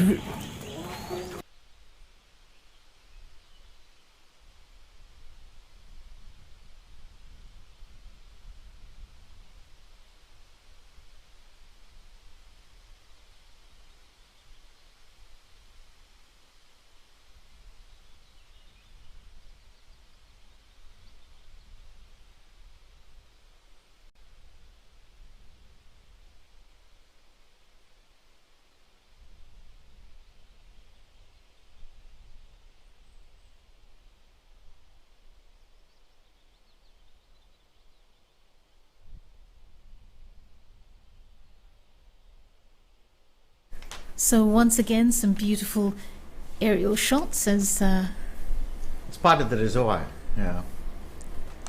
and slowly filling up now. This grassland will disappear very soon with the rain, with so much of water is coming, and will be blue, totally blue very soon. Amazing footage, no?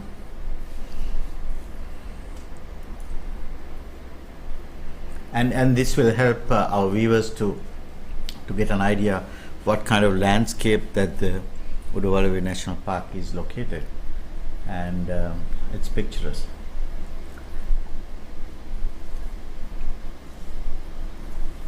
Let's talk a little bit about what else we can find in Sri Lanka for those viewers who haven't yet made it over. What else can they expect? I mean, in addition to the diversity of, okay, we'll get back to that question, because I think the Chitral is They're waiting on the they're standby? waiting, Okay. standby.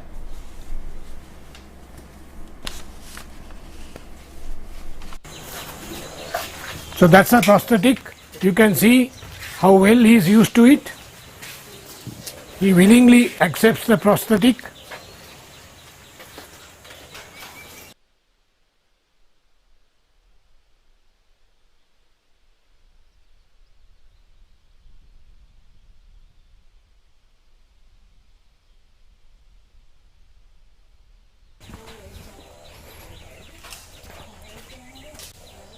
So this prosthetic, it has to be redone every 6 months. Because he gets outgrows the prosthetic, so that you have to make a new leg, a new prosthetic to fit him.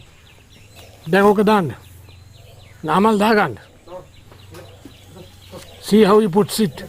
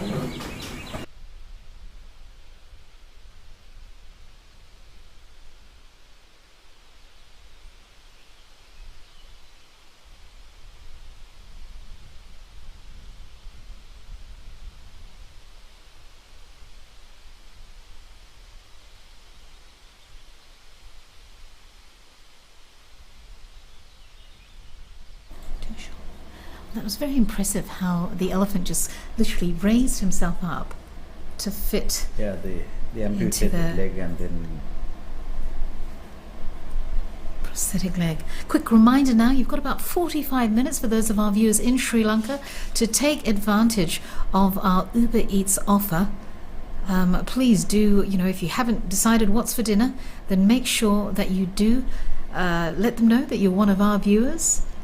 The code is Udawalawe 30. Pop that in to the app, and you want to make that order before 6 o'clock. So, and a big thank you to Uber Eats for supporting Couch Safari.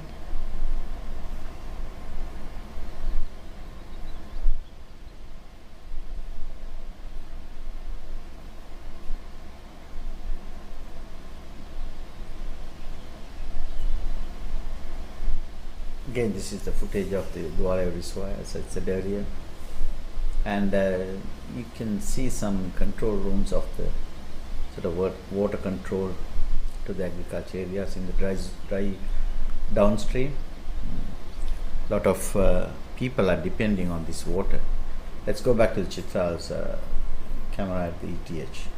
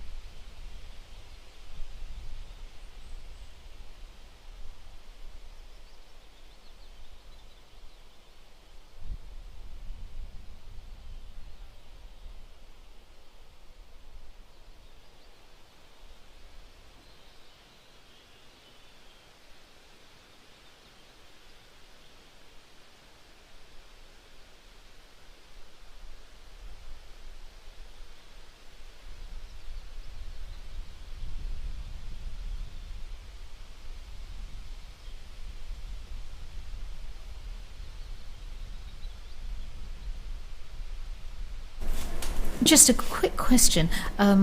We've got Tanushka asking, does the elephant get attached to his caregiver? Of course, yes. It is, they know that the mama is gone. Now the caretaker is acting like a mama. So it's called, scientifically, it's called imprinting. This particular this particular male elephant, the orphan, is mainly attached to two caretakers. But that's the normal thing.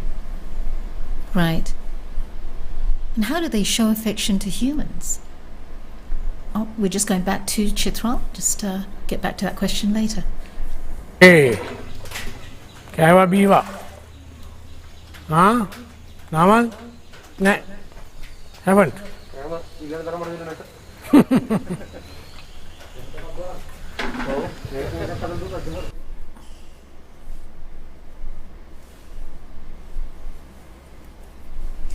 So how does the elephant show affection to the human? Well, obviously, if the elephant think that this is the mama, the continuous affection towards that caretaker is there.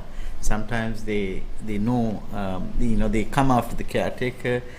Caretaker also has to pet them, taking care of them. Sometimes without, small pets here and there, he wouldn't move out.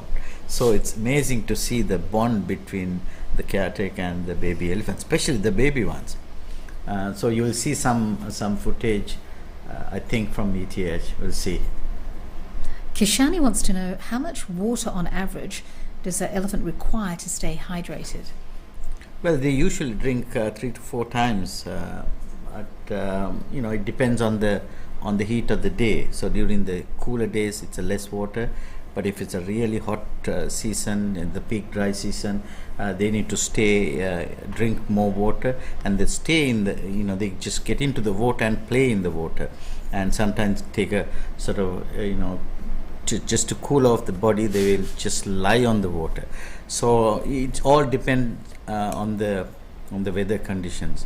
I can't tell you exactly how much water that needs per day on average, but that's the usual behavior of the elephants with the water.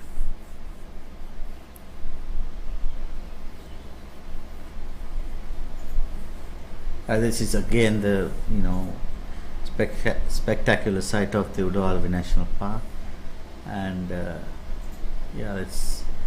so the ETH is right next to the national park, and part of the national park is also used by these orphans.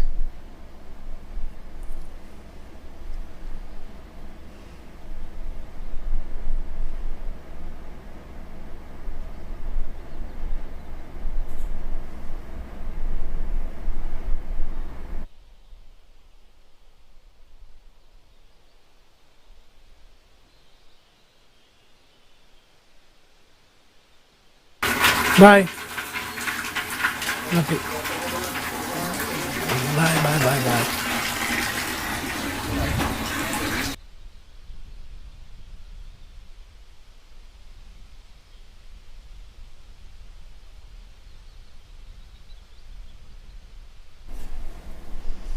So just a little while longer, if you're keen to get Uber Eats tonight, you've got another half an hour before that offer expires. We want to thank Uber Eats for coming on board and supporting Couch Safari. So while you watch these magnificent sights, you can use the promo code Udawalawe30 to get 30% off your next Uber Eats order before 6 p.m. today. So as I said, you've got about half an hour to make your order. You will receive a maximum discount of 300 rupees per order for any order that's above 800 rupees. So thank you to Uber Eats for coming on board. But you saw earlier footage was the sort of downstream of Udawalawe Reservoir. Those are the sort of cultivated areas. And so the other side of the road is the national park. Downstream is the cultivated areas. That is why I think the human-elephant conflict is also playing in these kind of situations, because when you have the agricultural lands right next to the national parks or the protected areas where elephant population is very healthy, elephant population, they tend to break fences, they tend to break all the barriers and try to go to the agricultural lands. But Udawalawe is also facing some part of the Udawalawe, not all parts around the park is facing this situation, but some parts the human-elephant conflict is also there.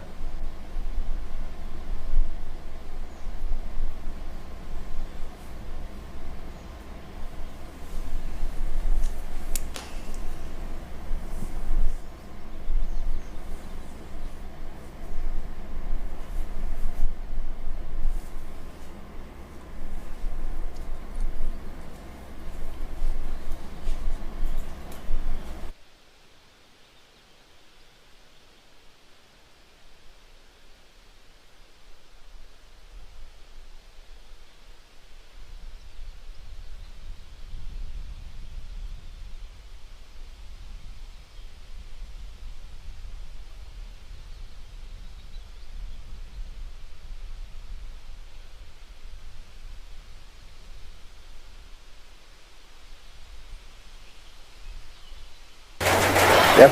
Okay, Chitral, we are just outside the elephant transit home, where there is a complete skeleton of a male elephant. Yeah. It is supposed to be an elephant called Sandagiri, who has been in this area and succumbed to injuries. So it's interesting to note some of the salient points in the anatomy of the elephant. The first thing you notice is there's no bones along the trunk. Yes. As you know, the trunk does not have any bones. It has a lot of muscles, right? Over 1,100 muscles, they say. yeah.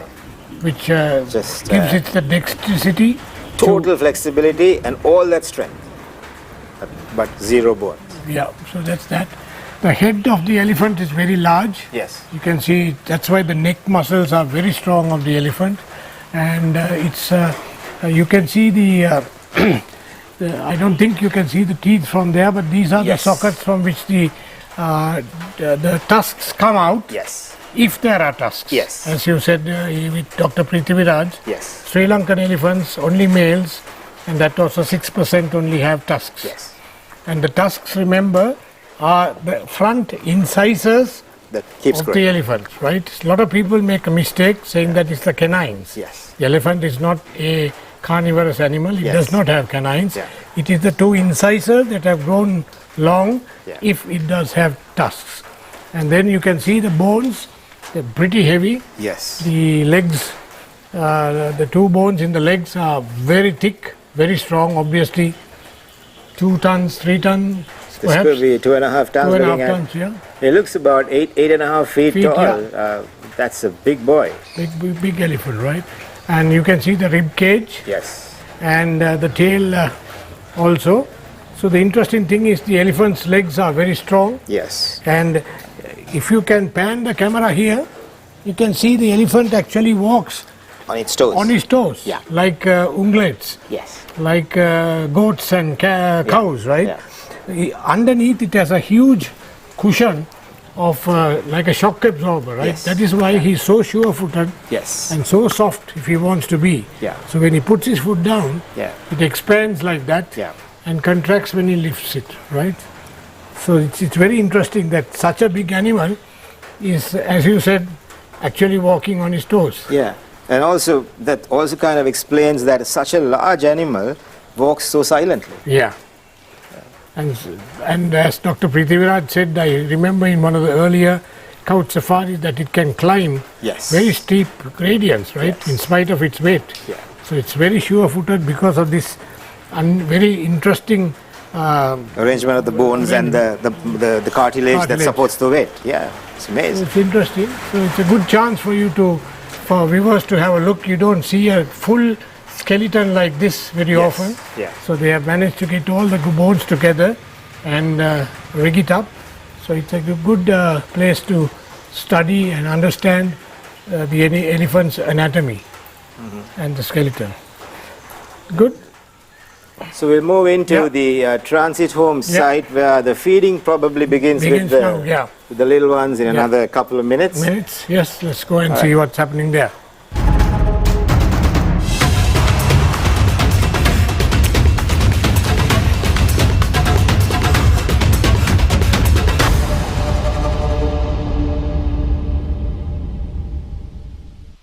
I have traveled the wilderness of Sri Lanka for almost 40 years. This November, we take you on a safari like never before, where we travel to see the great gathering of elephants at Minneria and Kaudula National Parks. Join me as we travel the wilds of Minneria and Kaudula to see the magic of this event that has now become the 6th greatest wildlife spectacle in the world. Sri Lanka is the best place in the whole world to see and observe Asian elephants. So we know many of the elephants as individual personalities. We then travel to elephant country, which is Udawalawe National Park.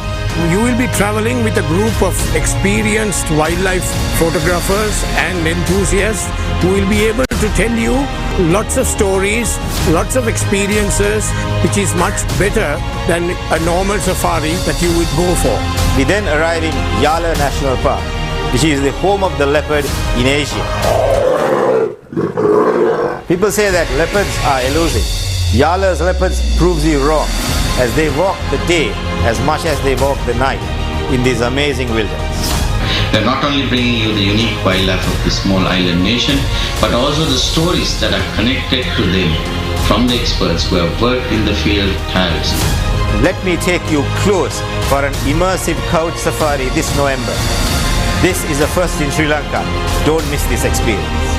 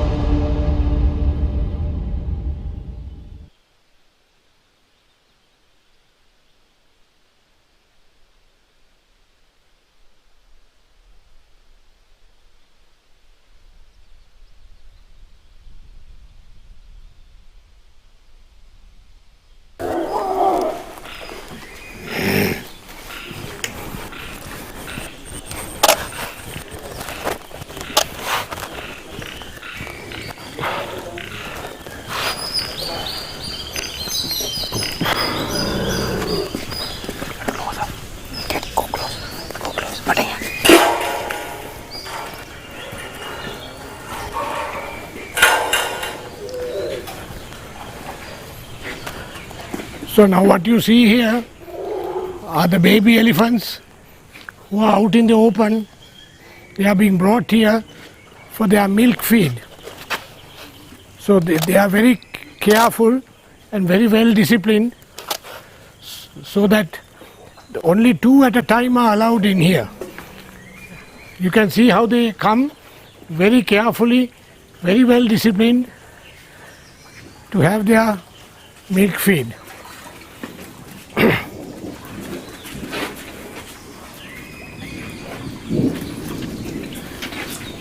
They are left out in the open during the day, and twice a day they are given milk at 10 o'clock and 2 o'clock, 2:30 in the afternoon.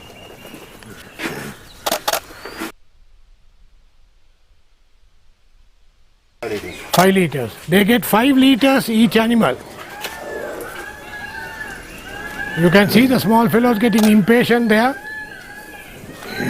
and they are sending 3 at a time now, because there are 3 people to give the milk.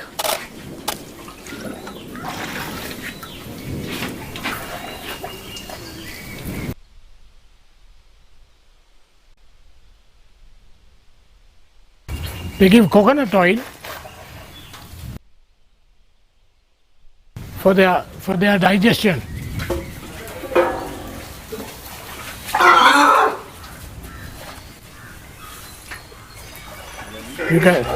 You can see the small fellow who's very impatient.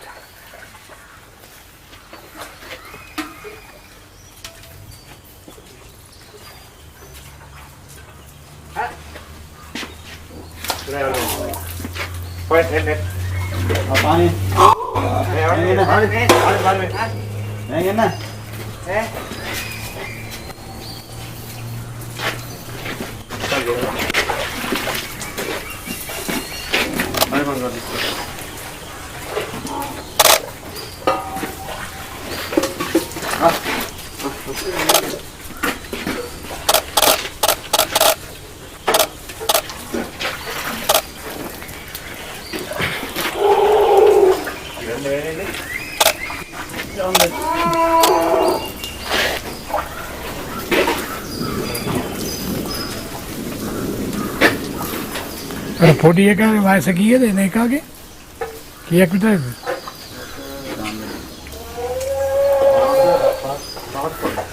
So the small fellow who's coming, oh, he's angry.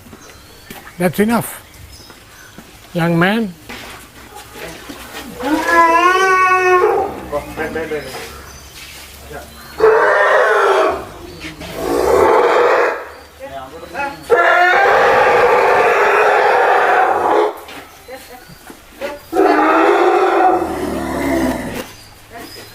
You can see, as I told you, each one has different personalities. So there are guys who are angry, naughty. Some people are well behaved. Some people are timid. Some fellows are timid.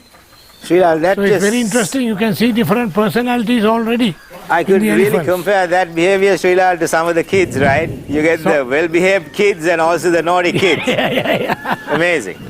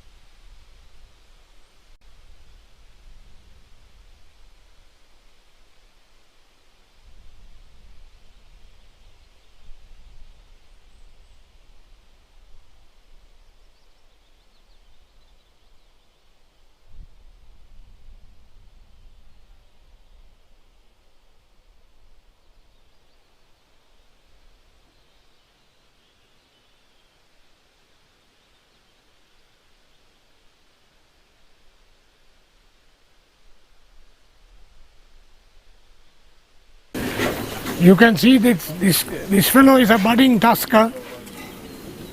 He is already having 6 to 7 inch tusks.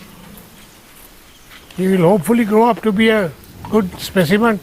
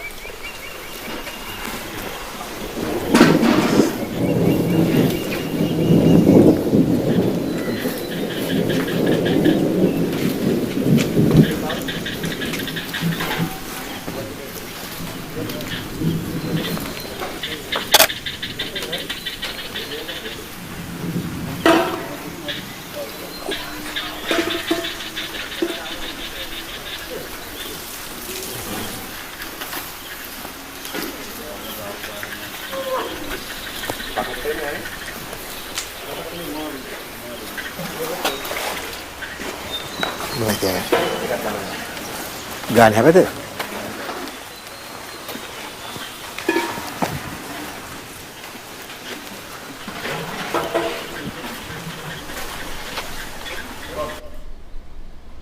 Absolutely adorable is the word. It is. Beautiful. Yeah. What age do they get released? That's a question from Kelly. Kelly, 5 to 6 years they keep here in the orphanage, the transit home, and when they are sort of, if they're ready to go, I think Sri Lal's making a few comments. We'll go back to the field. Our horse.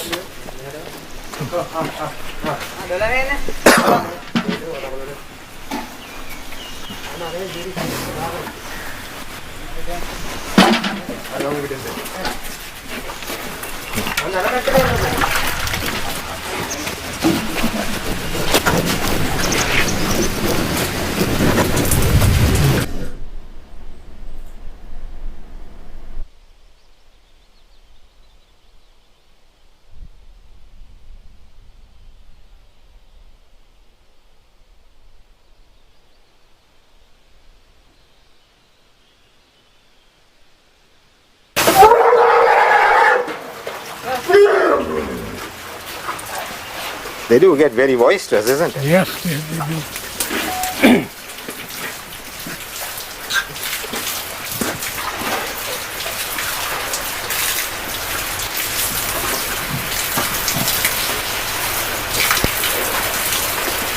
But looking at the overall discipline, though you can see one or two who are a little mischievous, I think they're better behaved than most classrooms amongst children, right? Exactly.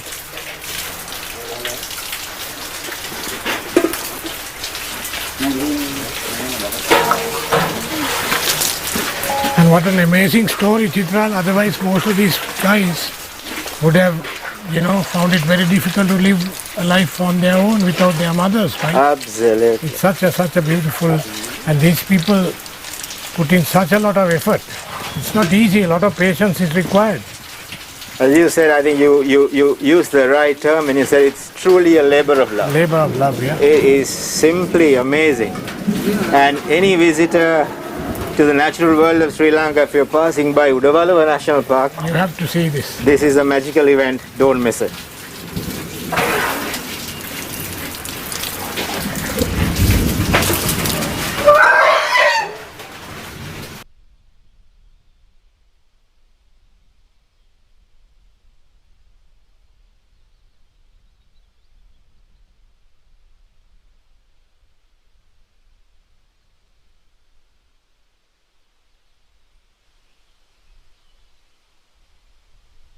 And the amazing thing is that for any well-wisher, both in Sri Lanka and from overseas, you can adopt one of these elephants.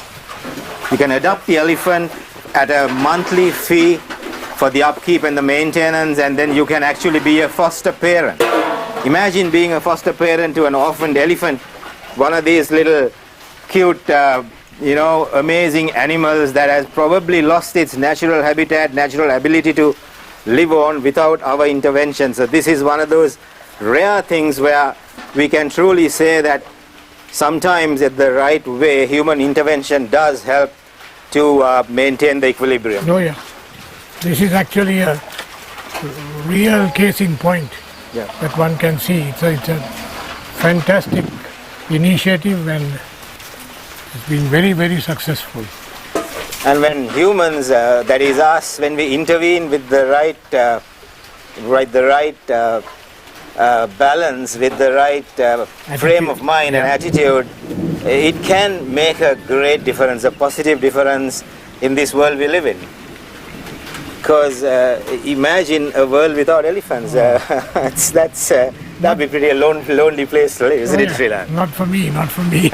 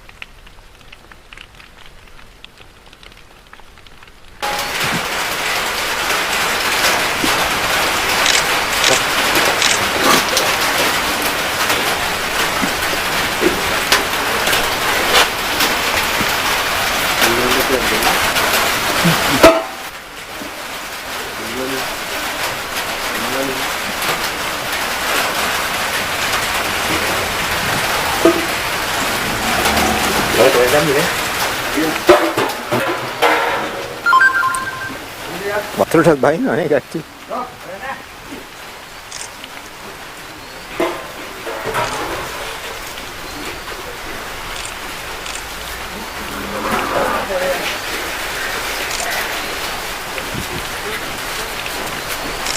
මේක ගත්ත එක හරි වටිනවා.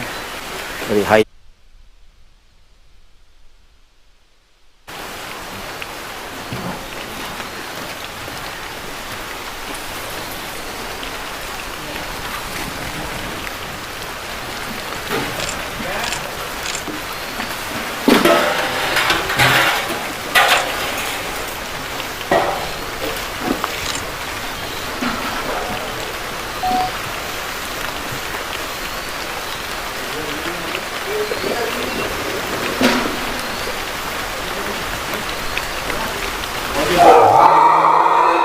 This is the elephant feeding time at the ETH.